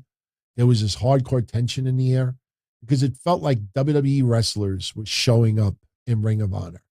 You know, there was this aura. He is from that aura. So Jeff Hardy, you know, you hear it, it's more of, you know, hard love, but it's also at the same time feels more business. Jeff knows he doesn't clean up his act, he's out of here. He's suspended without pay. A lot of, you know, pointing like, you know, this is unacceptable and this and that and blah, blah, blah, blah. But with some others, there is this love, kumbaya, close my eyes, put my head in somebody's armpits and almost cry. So as an employee, if I have a boss that hires me and has that kind of love and appreciation for me, if I do my job, I have a secure job. Because Tony Khan, when you have billions and billions and billions, he could run AEW for 20 years, lose $100 million a year, and would still have billions and billions left over. So for Tony Khan, this is the emotion. You remember when we criticized him, was what, Trent versus Samoa Joe on TV? What did he write? This is a personal fantasy match of mine. Well, guess what, Tony? It wasn't the fucking fans' personal fantasy match. Some people claim that it was because they want to rub the elbows, but you see him over and over again. This was a dream match of mine. This is a match I always wanted to see. This is a match I always envisioned. That's why I always say Tony Khan pleases himself before he pleases everyone else. As an employee, if I'm a made guy, like some of these guys are, they could do no wrong. They could do no wrong. However, what I fear with Tony Khan is the Aunt Dixie factor. Dixie Carter back then, Aunt Dixie. I still remember when they did their ECW reunion type show. And remember after the show was over, I think the Dudleys, Bully Ray had a sign that said, fuck WWE. And Dixie's right around them. And you could feel that, you know, like she felt like, wow, you know, everybody just loves TNA. We're family. We're this, we're that, we're this. Until people were leaving. You know, Dixie Carter was broken fucking hearted when AJ Styles said some of the things that he did. You know that when Christian left, and yes, because of WWE at that time, he pretty much had to no-sell his NWA title reign. But some wrestlers left. Hogan, Bischoff, business. They worked hard. You may not like the outcomes, but they worked hard in TNA. But Dixie thought that the relationship was more than just that. And when the contract was up and Hogan got up and left, and then you saw others, when their contract was up, they got up and left, Dixie Carter started realizing that I'm not Aunt Dixie. They're not here and we'll do she wasn't asking for freebies. But if you're that emotionally invested in what we do and we're a family and this and that, then it's not about numbers and the bottom line all the time. It's about the looking out for everyone else and the bigger picture. And she realized quickly that a boatload of people that she hired, it was just a job for them. It was a job in their resume. And when the opportunity came up, some of those wrestlers, no, I demand this amount of money. I want this amount of money. I want this amount of money. And all of a sudden that family vibe went out the door. Dixie Carter forgot that 95% of the wrestlers there are treated TNA like a business, a job, an employment. And there wasn't this extra emotional attachment. You know who the extra emotional attachment was with people? People that you know WWE would have no interest in hiring, people that don't get booked on the indie circuit too much, and they know that it's pretty much TNA or nothing. You have some people in AEW with Dark and Elevation, and they work behind the scenes. They know that if AEW lets them go, they're going to be working for bullshit championship wrestling in front of 15 people. That interest is not out there. Never was. Trust me, everyone, there's no diamonds out there that you see working for indie feds out there, and then suddenly they get hired, and it's like, oh my God, how the fuck did nobody pick up on this person? Trust me, everybody has been viewed, seen, considered. So what Tony Khan has to really keep in the back of his head, he can't turn into Uncle Dixie. He cannot turn into that guy that thinks that Claudio has that emotional feeling in return to Tony Khan, because Tony wants to revive Ring of Honor, because Tony was hardcore New Japan, Ring of Honor, everything, not the WWE formula, that everyone that is working for him right now, I feel the same way in return, Tony, because whenever you see those hugs, every wrestler knows by now that Tony Khan hugs like that. We've watched it for 3 years. So when they sit next to Tony Khan, they know that there's a good chance this guy's going to go in. Well, here comes the hug. And if you notice, they're not hugging in return. It's a polite,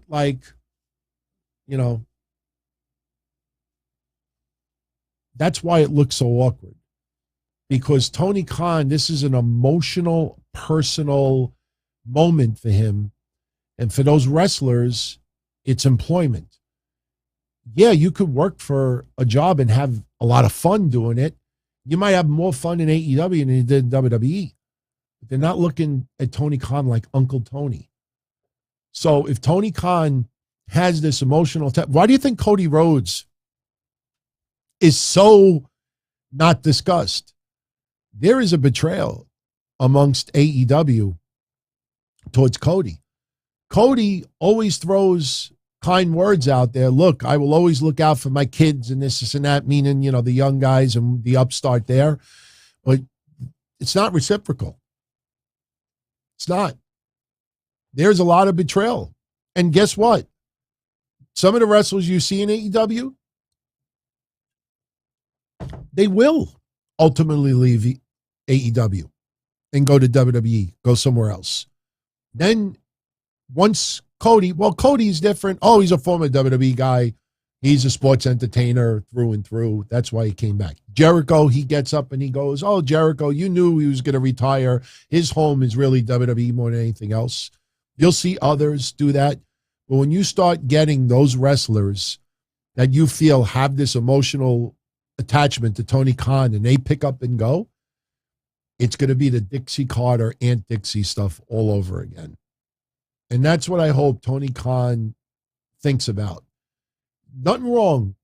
I give him credit for one thing. I give him credit that he has the balls, that he knows when he is hugging someone like this and closing his eyes and having this emotion like this, he knows that everyone is going to be watching this, screenshotting it, posting it everywhere, making fun of it. And it's like, I don't give a fuck. I'm a billionaire. I'm a hardcore wrestling fan. And some of my all-time favorites that made me love wrestling now work for me. You'd best damn believe I am going to hug the shit out of them. I would never do that, but that's my take on it. Tony needs to be very, very careful. Very careful. Vulture talks, you're funny. 2 months ago, now after 2 months, I'm giving random praise for Tony Khan. How much, DT? I'm getting paid nothing. Just because I got a couple of autograph photos, they're going to put them up. I just criticized half of what he's doing. See, I try to say things straight up. And if you don't go one entire direction, people like, to say things. If I bash WWE, oh, I'm in AEW, suddenly I'm trying to get in the back pocket of Tony Khan. If I praise WWE, I'm a WWE dick sucker. I give you my honest take. You take what you want from it. You don't have to agree with what I say. Not at all. Not at all. But I'm telling you my honest opinion, how I feel about that. Just why what I said yesterday about that referee. So many people were so disingenuous about that referee yesterday because they don't want to piss off their AEW friends. They don't want to jeopardize the elbows that they're trying to rub. You know, some people feel that Tony Khan pays off the media so they can avoid certain things.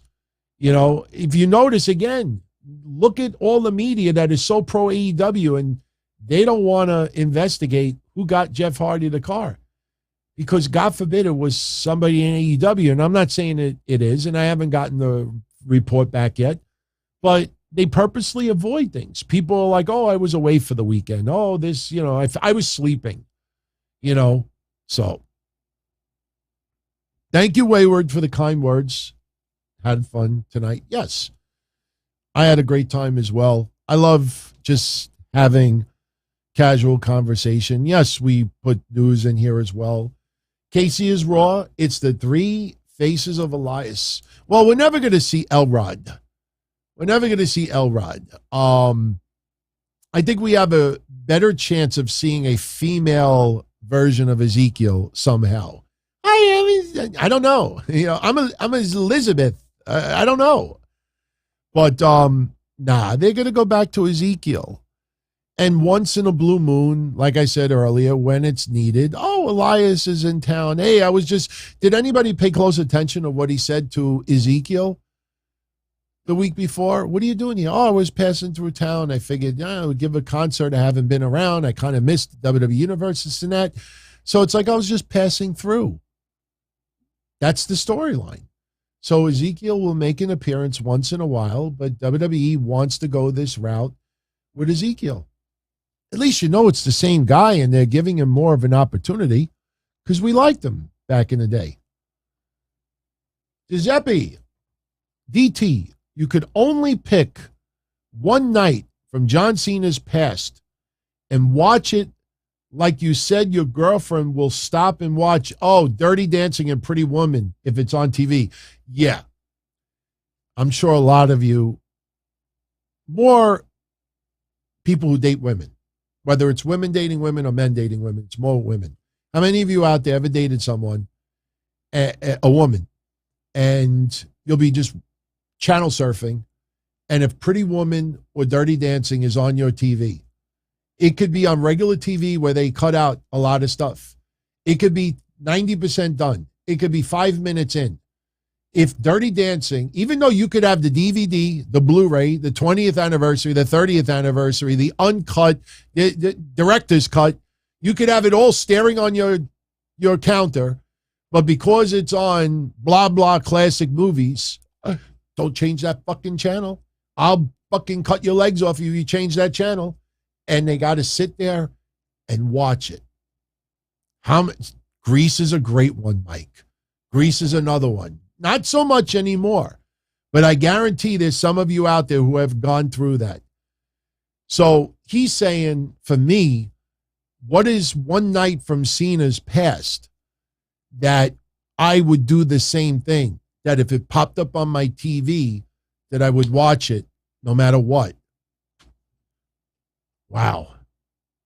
One night, the only one that comes to my mind is One Night Stand with RVD. That crowd, the New York crowd, just the reaction to Cena and the fact that WWE actually gave the belt to RVD that night, that whole throwing the shirt and the shirt gets thrown back into the crowd. I mean, everything about that night was fucking awesome. I could watch that on loop.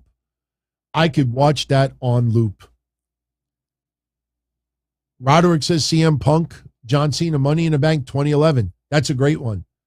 That is absolutely a great one as well. For me, though, I think ECW One Night Stand. That night was just that aura in the air.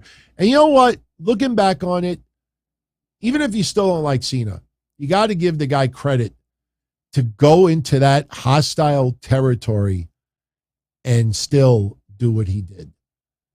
Do I think the fans would have rioted? No. I think a lot of garbage would have been pelted in the ring.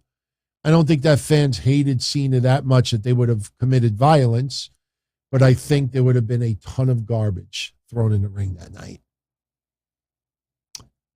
Oh, yeah, some of you are changing your profile pictures to the Tony Khan. Trust me, I thought about doing it as well, but I don't want to make fun of the guy. I mean, again, he's a hardcore wrestling fan. You see how emotionally triggered he got with the Bischoff comments about CM Punk and others. How dare you? How dare you besmirch my fucking all-time personal favorites? Poxy on your family. That's Tony Khan. If I'm an employee of his, damn, I want a boss to love me like that. Shit. But I would never do that. Benjamin says Tony Khan makes wrestling fans look bad. No, I don't think so, because the everyday wrestling fan doesn't act that way. If I was personally friends with someone and they were like seriously ill, I would probably like hug them and put my head on their chest and be like, I'm so sorry for you. And, this and that, that's different. This is just years of emotion and fantasy becoming a reality. And Tony Khan is like, I don't give a fuck who sees this. I'm going to cherish this moment. And you got what you got, man. Look, I respect however you want to interpret it. Gushing is a good word to put. Absolutely. Gushing. But I will say this, whether you're a hardcore AEW fan or not, I think we could all agree on one thing, that it's a very awkward moment for these wrestlers. If you look at over and over and over again, even with Samoa Joe, remember when Tony Khan expected a little bit more emotion back from Samoa Joe, and Samoa Joe walked out. He's like, you ever do that? My hair's all messed up. It's not that bad.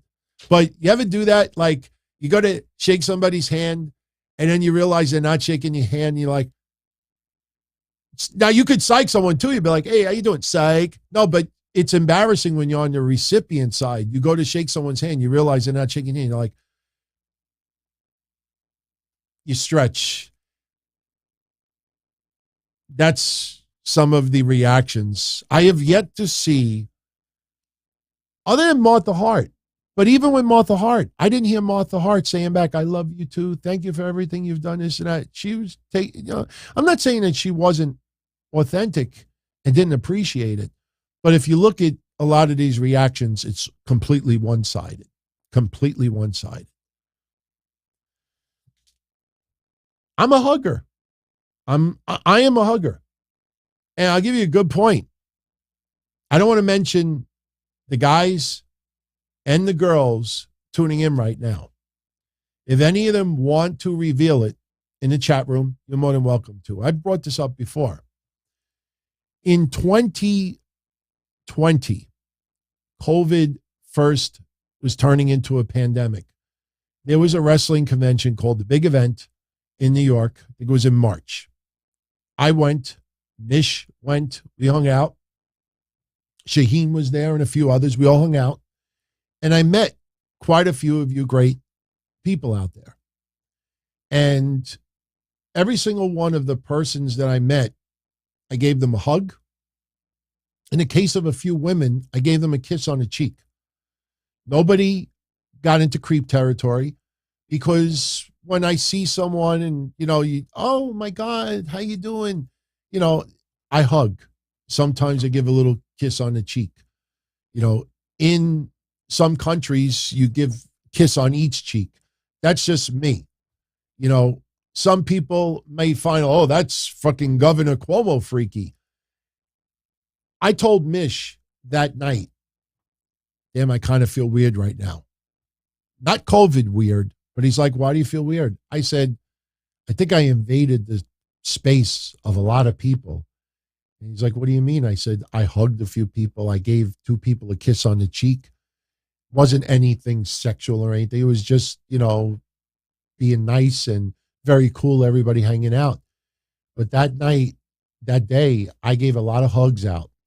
And I kind of felt awkward after because it was the very beginning of COVID. And I said, should we be getting that close to people? And I felt weird that night. And I actually apologized. Like a week after the show, I came up on one of the shows. I'm like, look, I hope I didn't offend anybody out there. And it ends up I didn't. But the thing is, yeah, I am a hugger. And, a lot of people I know in indie wrestling, you give like a little fist bump and then you little hug, but not to that level with Tony Khan. I can honestly say I don't recall hugging any of my friends that I have come across in wrestling and literally put my head almost within their armpits. So, all right, let's start bringing this home because believe it or not, it was 90 minutes, 40 minutes ago. We're at 2 hours and 5 minutes. It got late very, very quickly here. It is 1:15 in the morning. So we're going to wrap this up in about 2 or 3 minutes. I want to thank you all for joining me tonight. Really fun show. I'm still trying to catch up sleep from yesterday. Forbidden Door drained me. It was better than I expected, but we need to get back to AEW storylines. We need to see what transpires next with MJF. If MJF is out, then Tony Khan should just throw it out there. Why keep people in suspense? Does he think that it's going to pop a rating because someone's going to make a rumor? Oh my God, MJF might appear tonight. We've had that so many times in the past with Bray Wyatt. I wish we would have gotten a promo from Bray Wyatt tonight for John Cena. Some people said, it would have been interesting if CM Punk cut a promo. Me, out of everybody, Bray Wyatt probably would have been first. Roman Reigns would have been second. If I could have 2 people that I would have liked to have seen cut a video tonight, those 2. Or Nikki Bella. And John Laurinaitis was not going to, So. All right. Vulture, MJF needs to stop buying tickets to the front row for Raw NXT. Look, I said that, man. MJF should be on the indie circuit right now. Just randomly showing up at events, trying to hit the ring, getting pulled out by security, just trying to fuck with people, trying to just start a whole bunch of crazy shit and just have him come across as like the psycho loose cannon stuff. MJF should have been hitting indie shows by now. It hasn't happened. All right. Looking at questions. No, I'm not going there with Tony Khan and Okada. But it was awkward. Like I said, if you go back and you look at Okada, he doesn't look at Tony Khan once. Someone gives you a real emotional hug. Even if you go back and they're back and you just like, he just like was looking at everyone else like, he was being polite about it. He didn't have real like big eye reactions because Okada could have just simply did this.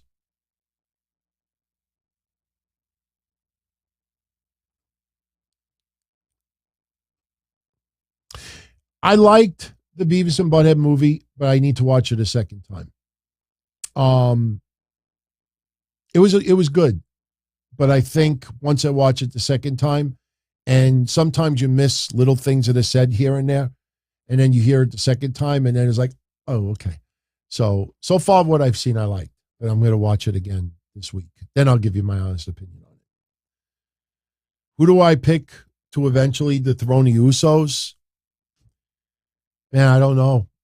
I honestly don't know. I actually said recently that it could be a tag team that aren't even a tag team right now. If the Usos were hardcore baby faces, I would go with Ludwig Kaiser and Gunther. Seriously. I think that would be pretty interesting to go that route, but who knows, man? Who knows? Maybe in the end, RK Bro end up tagging again, even though I think Randy's got to turn on Riddle. This over the top, I disappointed everybody, but most important, Randy. If if I'm Randy Orton in storyline, you go out there and you RKO him, and you say, you're in fucking creep territory, Riddle. How's that? Just, I don't know. I think it might be a tag team that's not even a tag team right now. By the way, Gunther, from what I am being told, the feudal pay-per-view streak of the Intercontinental Championship, that will come to an end at SummerSlam. Gunther is penned as of right now to defend that title at SummerSlam. That title has not been defended in years on a pay-per-view. So Gunther will be ending that futility streak for the Intercontinental Championship. That's pretty cool. Mr. Milwaukee, Kevin, can I believe that they haven't announced Ric Flair's last opponent yet? And we're a month away? Well, you could keep it as a surprise. If they got someone big, I would consider it as a surprise. If you have someone insanely big, where the fans are going to chant, holy shit, and it is an epic choice, you could keep it private, keep it as a surprise. They sold out 75% of that building already. They're not struggling on tickets, and there's a lot of awesome wrestlers that are going to be on that show from various promotions. This is not just paying to see Ric Flair's retirement match. There's going to be a lot of big matches also on that card. So right now, no, I'm not surprised. And I personally think if the tickets keep selling the way they are, I would make it a surprise. I know that's very risky, but I would make it a surprise. Trust me, if Sting came out, and look, it could very well be Sting. That was my pick all along. It happened in 01. They had some of the greatest feuds. Sting could still go. Those two, I could picture Ric Flair chopping him and Sting just looking at him going, like he did in the past. Oh, man. If they did it as a surprise and it ended up being Sting, the crowd would chant, holy shit. No question. That scenario could actually happen.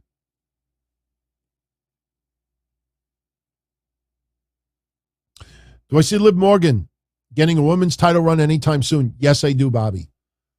I do. Liv Morgan, I used to debate with Mish about Liv. I'm a little bit more confident. I don't know how he feels about it now. We don't talk. But, he felt that Liv was nowhere ready to be a champion. And looking back on it, I agree at that time. I think now, though, there is a confidence with Liv Morgan that we didn't see before. When she has the matches, you could feel that confidence that now she thinks, all right, I deserve that win. I earned that win. I did pretty fucking good in that match. You could see even some of her emotion that comes out. I think that is her venting like, I'm doing it. I'm killing it. She doesn't have to do the Dana Brooke. And every couple of months, this is my time. This is my moment. I've worked for this. I work hard for this. I deserve this. No, if you have to say that, then you don't. You don't. It's like I said to someone the other day, someone who's becoming an aspiring podcaster. And, this person asked me straight up, he's like, what do you think about these people that are really like putting themselves out there to get recognized? And even JD the other day, I don't feel bad for JD because JD's killing it with his stuff. He's got a gigantic audience. He's doing a great job. But JD once in a while feels that, he doesn't get the recognition that he deserves. And part of that reason is because he is so rough around the edges that the Cool Kids Club, a lot of them, can't handle that brutal honesty that he has. But, he sees others who are getting opportunities and rubbing elbows, and that they really don't deserve it or haven't earned it. And, I was talking to someone else the other day who was getting into the business a little bit with podcasting and asked me like, should I put myself out there? And, my answer to that person was, you get noticed many times when you don't try to get noticed.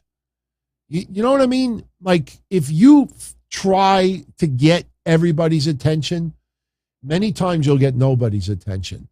But sometimes if you just do your thing and you just focus on what you like and what you do, and you're not looking to get eyes on you, that's usually when eyes get put on you. It's a weird thing that I'm saying, but trust me, I know there's some of you out there that are saying right now, spot on. Believe me, you think I had any clue that BlueWire or Pro Wrestling TV were seeking out my work? I mean, that kind of got me out of left field. It's not like I applied for something and they accepted it. You know, it just came out of nowhere. And then you get, like I said, last week was a weird week for these shows here. Because, like I said, I looked back at the episodes last week. The thumbnails were a little bit better. I think I did a pretty good job with photoshopping Sasha Banks on a casting couch with Johnny Ace and Vince. But, you know, last week, I do remember saying that one of the episodes last week was probably my favorite episode of 2022. Maybe it was for a lot of people as well. But, you know, I got an extraordinary number of DMs last week from people I had never heard from before that said, you know, checked out some of your shows recently. I like what I'm hearing. Keep being brutally honest. Keep telling it like it is. Don't back down. Keep doing your thing. You know, keep hustling, whatever it is. And then, like I said, with Brian Hepner posting that social media post before, you know, he's the one that posted this because he was putting over his show. And he should be happy. And then I looked and I'm like, oh, shit. I didn't even realize that. And I was like, okay, all right. We're on to something. I think maybe just not giving a fuck anymore. You know, just go with the flow and say it like it is. I'm not, you know, trying to piss anybody off, and I'm not trying to ruffle feathers, and I'm not trying to, you know, get eyes on me. I'm just trying to give everybody a good show. So Swerve Show is in the house. He says he goes to Social Blade. He's bought and haven't been kicked out. I don't know what Social Blade is. I'll check it out if it's something interesting. All right. Let's get out of here in 3 minutes because it is getting late.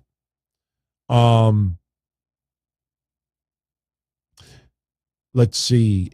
Rob is asking if the Stossel incident did not occur, would Dr. D, David Schultz have been a main event star? I don't think he would have overtaken Roddy Piper, but Dr. D, David Schultz, did wrestle some main events while Hogan was champion. I remember one match. Don't ask me why. This is weird. And when I say it, people are going to Google it now, and they're going to be like, holy shit, he's right. And trust me, I didn't know this question was coming. I do remember a match where Dr. D took on Hogan. Hogan was wearing blue trunks, powder blue trunks. And I think Hogan got busted open as well. I do remember a match, Hogan versus Dr. D, WWF. Hogan got busted open and he had powder blue trunks. Dr. D main evented some house shows. He definitely would have been up there with one of the top heels, but he would not have overtaken Piper. He definitely would have been featured more. I mean, my God, those segments when he was in the house with his wife, I covered it on the history show. After the history show was over that night, I watched the segments 3 times. When he was yelling at his wife and yelling at his kids, and he kept calling her, "What's wrong with you, you goof? You stupid goof, you moron." When she, you know, with the chicken and everything, if you all out there never seen the Dr. D, David Schultz segments of him abusing his wife verbally, yelling at his kids, even though one of his kids corpsed. Mean Gene was it Mean Gene, I think? Or no, I think it was Mean Gene. I don't think it was Vince. You'll look at those segments and you say, oh my God, that's Steve Austin. He was Steve Austin, the Texas rattlesnake redneck before Steve Austin ever was. Some of the most epic skits that I saw in the WWF in the mid-'80s, Dr. D at home. If you've never watched it, I promise you, if you watch it tonight, you will thank me for watching it. Epic. It'll never be celebrated now, because when you watch it, you realize, oh my God, you can never do something like that. 2022. Couldn't even come close. He's threatening to beat the shit out of his kids and everything, throwing food around. He threatened to slap his wife a couple of times. Oh, wow. You make me watch it before I go to bed tonight. I got to pop an Ambien. I can't just fall asleep. But, while I'm waiting for this to go uploaded. By the way, keep supporting Pro Wrestling TV. You can get all my video content there, and they got some incredible shows on there and promotions as well. If you like the audio side, check out my BlueWire, for the audio side of everything. And, if you're a member of our Patreon family, I will be live tomorrow night after NXT. I put a little alert on the channel earlier today that Kev's shows will be moving to my Discord channel, because the Patreon only links to one Discord channel, and the Discord channel that Kev's shows are on right now is the Wrestling Soup channel. And unfortunately, I have no authority to moderate, new subscribers, people who leave. And right now, I can't even manage our Patreon content. So it's got to be moved to the channel that reflects Patreon. So this way, when people subscribe, they get the content. Right now, if people join or they leave, I have to go to Mish and say, could you add this person or delete this person? And Mish is not talking to me right now. So there's no reason for me to bother them. But so the only changes for everybody who accesses my live Patreon shows Tuesdays, you just keep clicking that link. The same link is going to be for Kev stuff as well. It's the only change. Anything that Kev does with Soup or Chicky, I think her name is, and others, none of that has to do with me. The only thing that changes is the link where you tune into Kev shows live. That's really it. So only makes sense, right? I got to be able to moderate and, handle my own content, right? My own channel. All right, everybody, I'm going to jet out of here. I want to thank you all for joining me tonight. Thank you for staying up a little bit later. 1:30 in the morning. But Cross, I don't know what's going to happen, Art. I addressed it earlier. I really don't talk to Kevin either. Nothing is developed on that. So, if, I'm willing to do it, and I'm sure he is as well. I think we got to just get together and talk. So I'll get you an update later this week. I want to make something clear. There's no issues. I have no issues with Kevin right now. He's killing it. Awesome for him, whatever he does. But yeah, I'll talk to him and see, what's going on with that. So I would like to get it done, but we'll see. But all right, everybody, I'm out of here. If you enjoyed tonight's show, smash that like button. If you want, post a comment, let someone know about the channel, subscribe, become a channel member. You know the deal. Always appreciated. And I thank you. Great show, fun night tonight. 20 years of John Cena. Man, does time fly. And in a month, 20 years of Rey Mysterio since his WWE debut against Chavo, right? Chavito. SmackDown. He wore red that night. And he's pretty much kept the same song, which, some wrestlers, yes, but not very many keep a theme song for 20 years for the most part. So, good night, everybody. As far back as I can remember, I always wanted to be a podcaster. For me to live any other way was nuts. To me, those goody-good people who worked shitty jobs for bum paychecks and took the subway to work every day and worried about their bills were dead. I mean, they were suckers. They had no balls. If I wanted something, I just took it. I ran everything. I paid the bills. I paid the host. I even paid the masked maniac. Everybody had their hands out. Everything was for the taking. We always called each other good fellas. You would always hear from somebody. You're gonna like Don Tony. He's alright, he's a good fella. He's one of us. But if you're part of my crew, nobody ever tells you they're gonna get rid of you. It doesn't happen that way. There weren't any arguments or curses like in the movies. See, your haters come with smiles. They come as your friends, the people who've claimed they care the most for your life. And now that's all over. And that's the best part. Today everything is different. There's lots of action. I don't have to wait around for everything like everyone else. Oh, I didn't get the vaccine? Fuck you, vaccine me. Oh, your delivery guy has COVID? Fuck you, feed me.